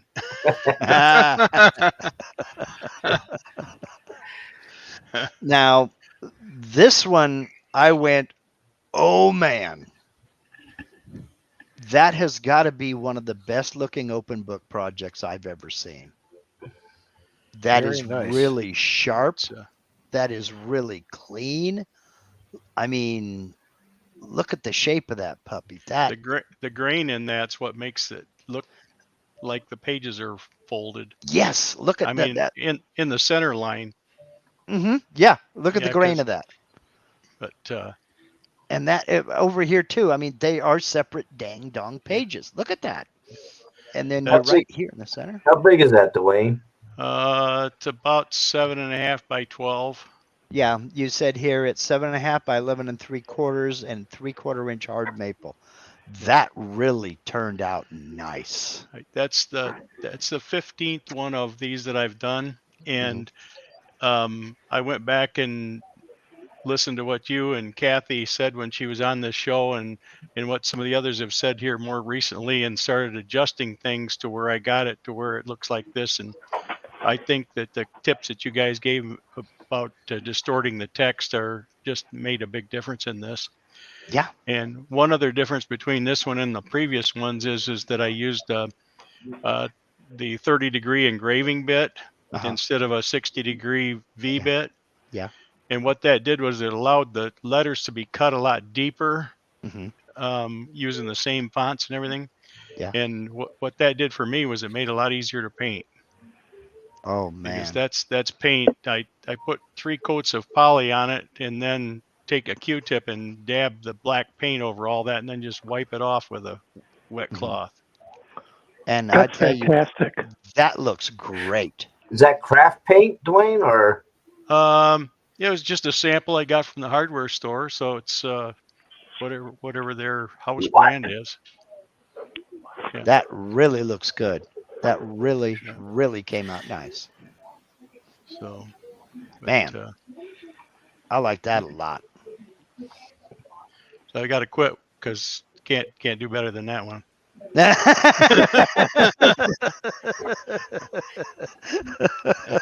And drop the mic, walk off stage. Done. Yep.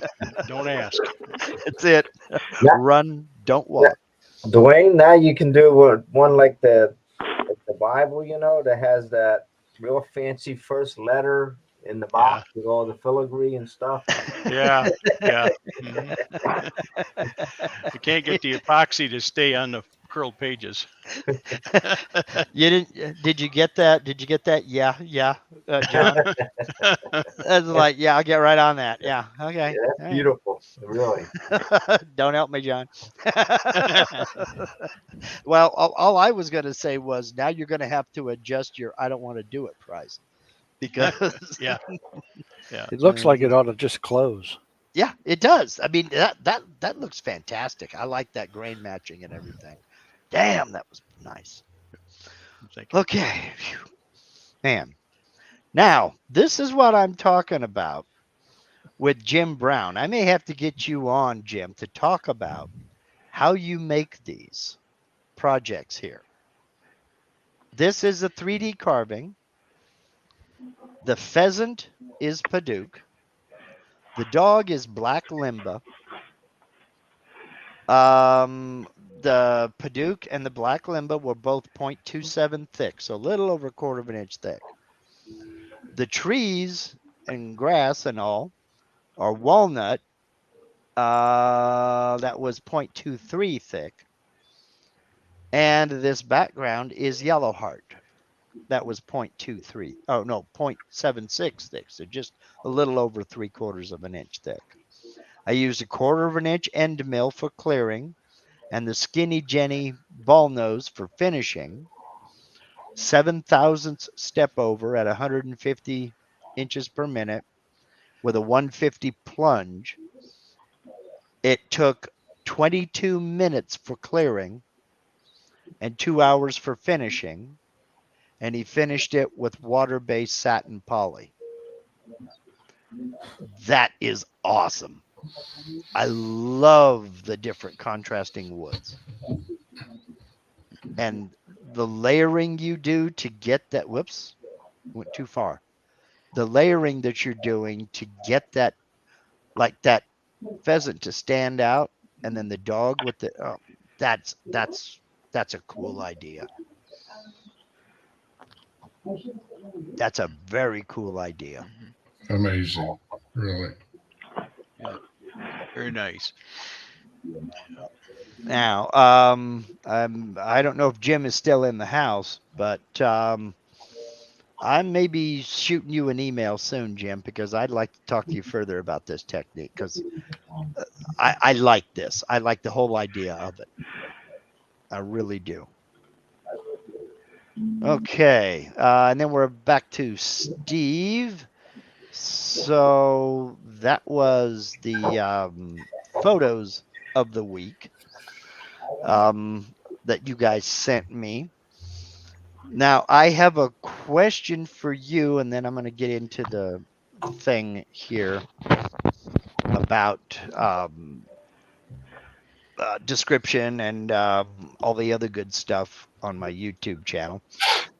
And that question is, I don't do this often, but you guys just watched me and hopefully learned how to make that triple heart box here. Not box, serving dish.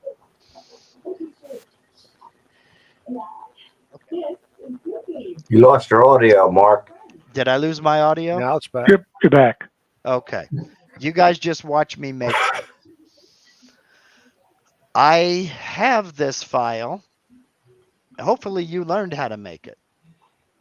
I have this file saved as a CRV, which could be used in VCarve, Desktop, VCarve Pro, and Aspire. My question to you is, do you want to try to make your own, or do you want this file? I'm more than willing to put that up on the website. I wasn't sharing, sorry.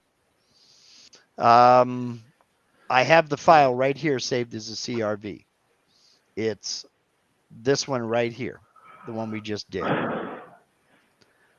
If you want this file, I'm more than happy to go ahead and put it up on the members only page. Or if you want to make it yourself, you can go review the video we just did.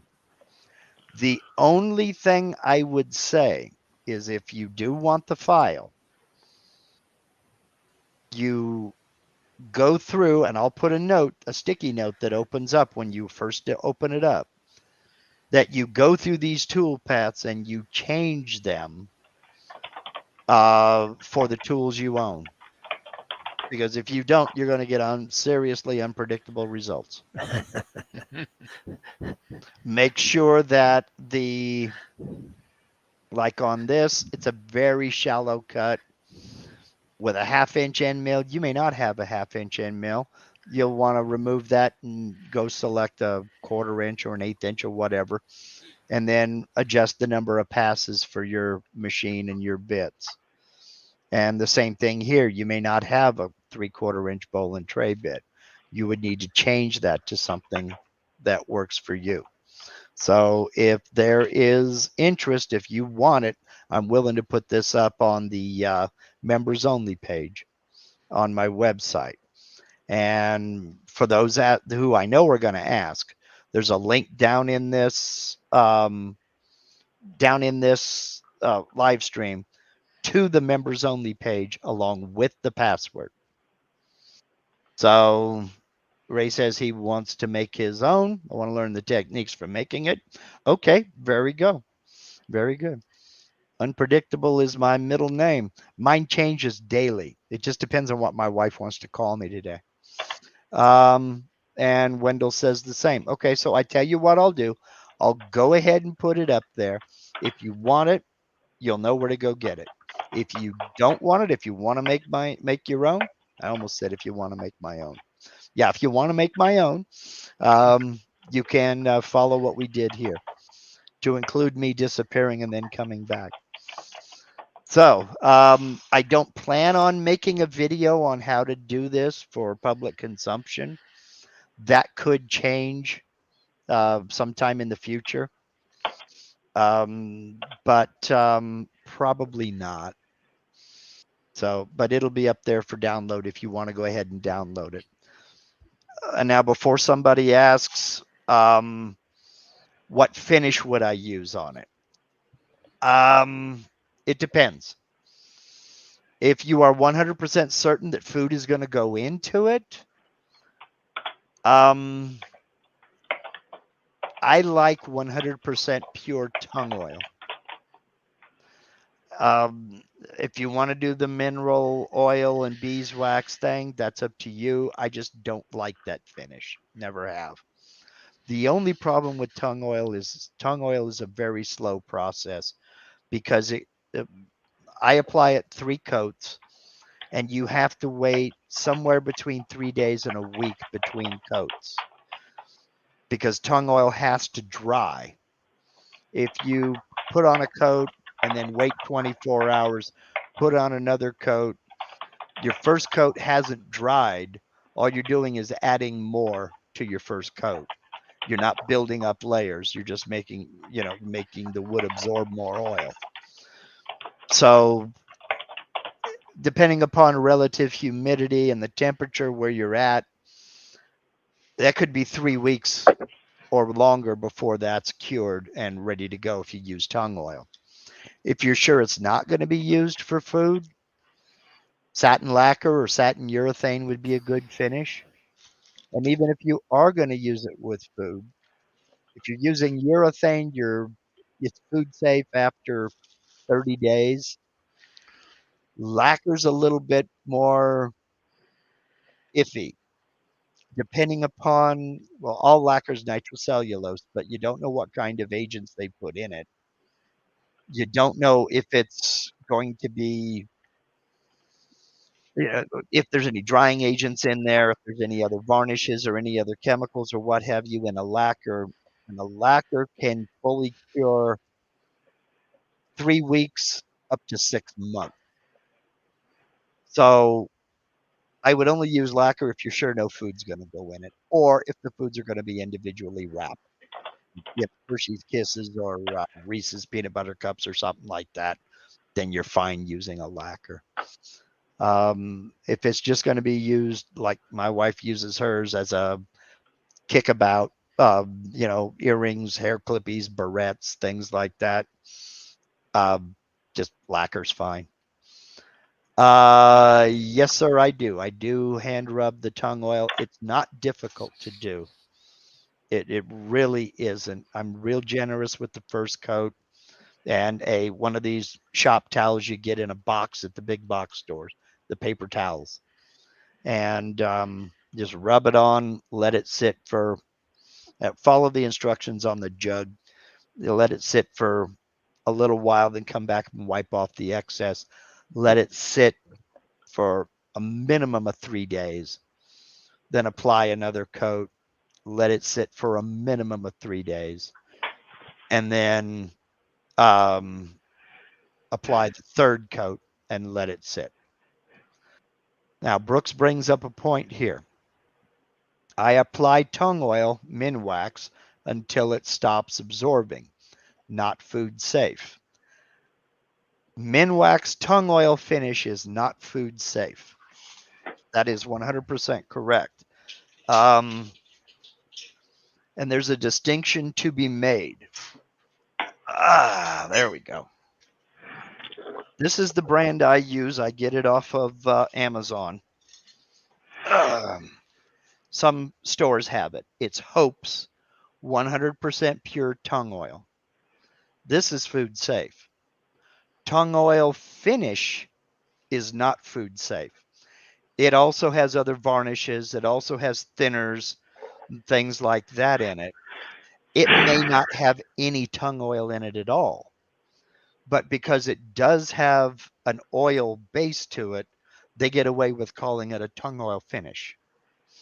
Okay, Ray says Lowe's has it. And that's the Hope's 100% tongue oil. My local Lowe's didn't have it, so I ordered it off of Amazon. Mark? Sir? So, cost aside. Uh-huh. Okay. So, have you tried Odie's oil? And yes, do you I have. like your tongue oil better than the Odie's oil? Because yes, I do. Odie's oil is food safe. Yes, I have tried Odie's oil. And I did 4 bread boards and bread knife handles with it. And then 4 sets of trivets with it, 3-piece sets of trivets. And it was absolutely gorgeous for about a month. And then you could tell it needed to be waxed or something. It needs maintenance to keep going. to keep it looking nice. Okay, Bob's got to take off. Have a great week. Have a good one, See you, Bob. Take it easy, guys. All right, Bob. This is just a personal preference thing to me. Yeah. You know, I just like the look of the tung oil. I just prefer it, but it's a slow process. I mean, it could be like 4 weeks before it's ready to go. And if you're thinking about making this bowl or this dish, Valentine's Day is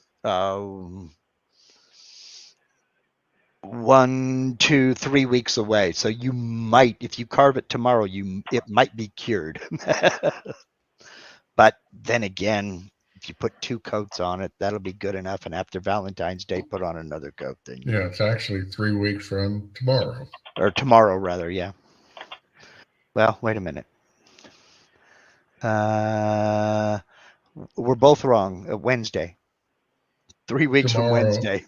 Oh, today's Monday. I'm sorry. I was thinking today was Tuesday. Nope. I knew it was Wednesday, but. Okay. One last thing, and then I'll shut up and we can get out of here. Somebody was asking earlier today, how do you get into the description of these videos, and how do you get into the playlists and all this other good stuff, and the community tab? Where is all that located? So I come over here to my YouTube channel, and just about everything on these YouTube channels is a link. If you come down here, we're on home. Then we have videos. Then we have live. If you come over to videos, there's all of the videos I've put out. Every stinking one of them. Live, here are all the live streams I've created. We're live.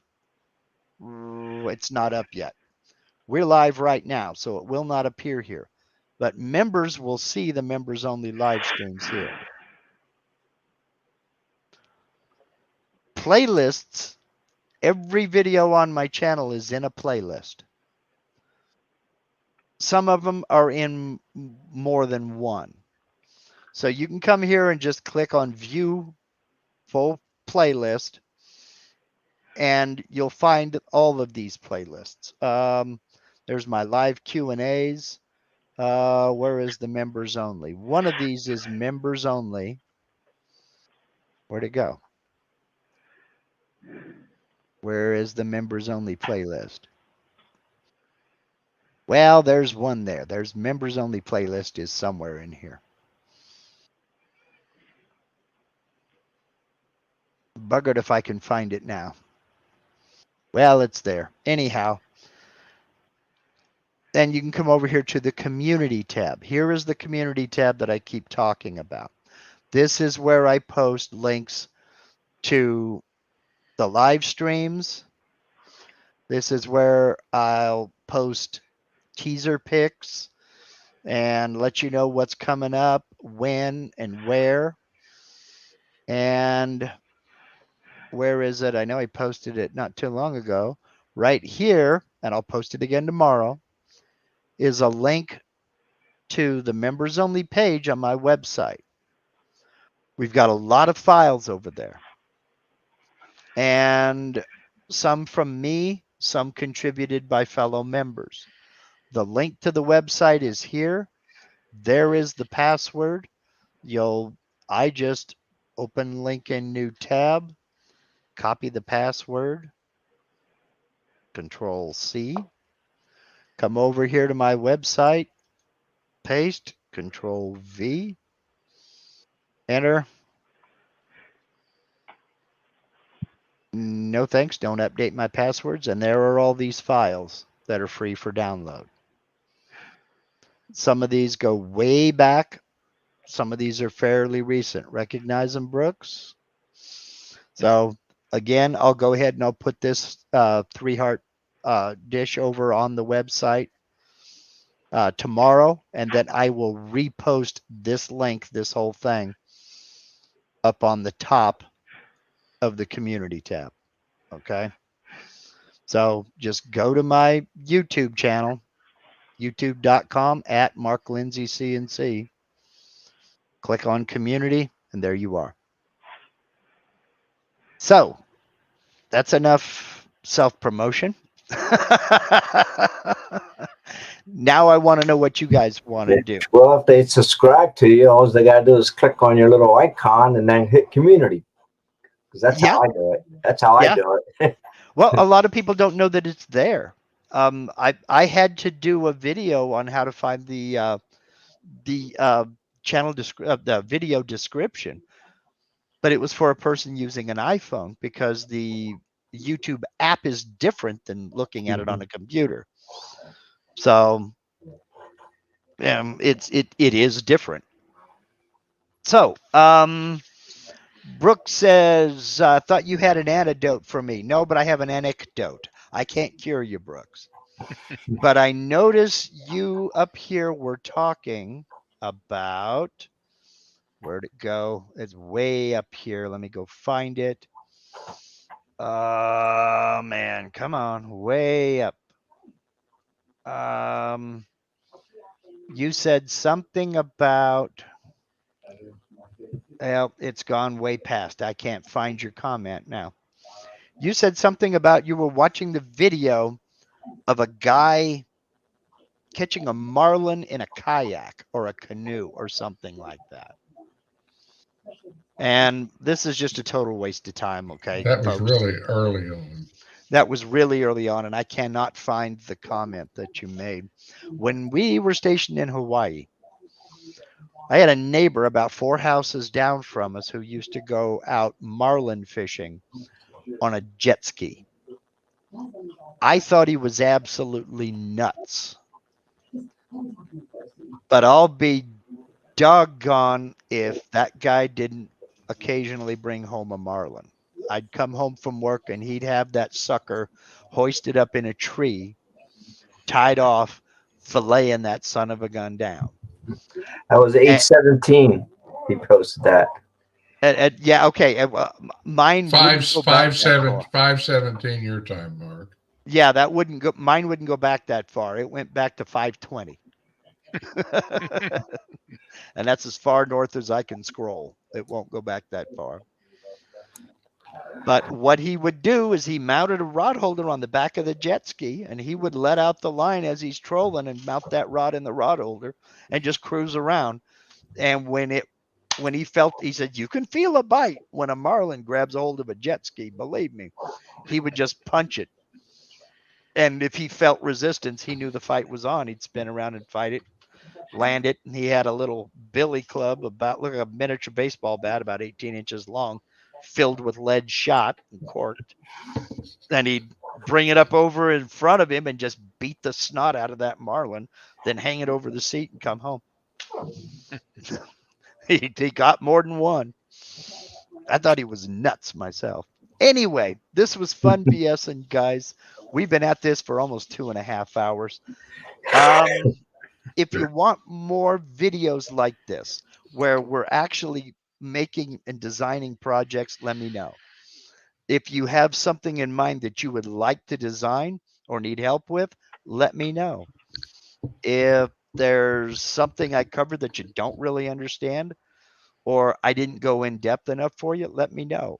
This is for you guys. This isn't for me. It ain't about me.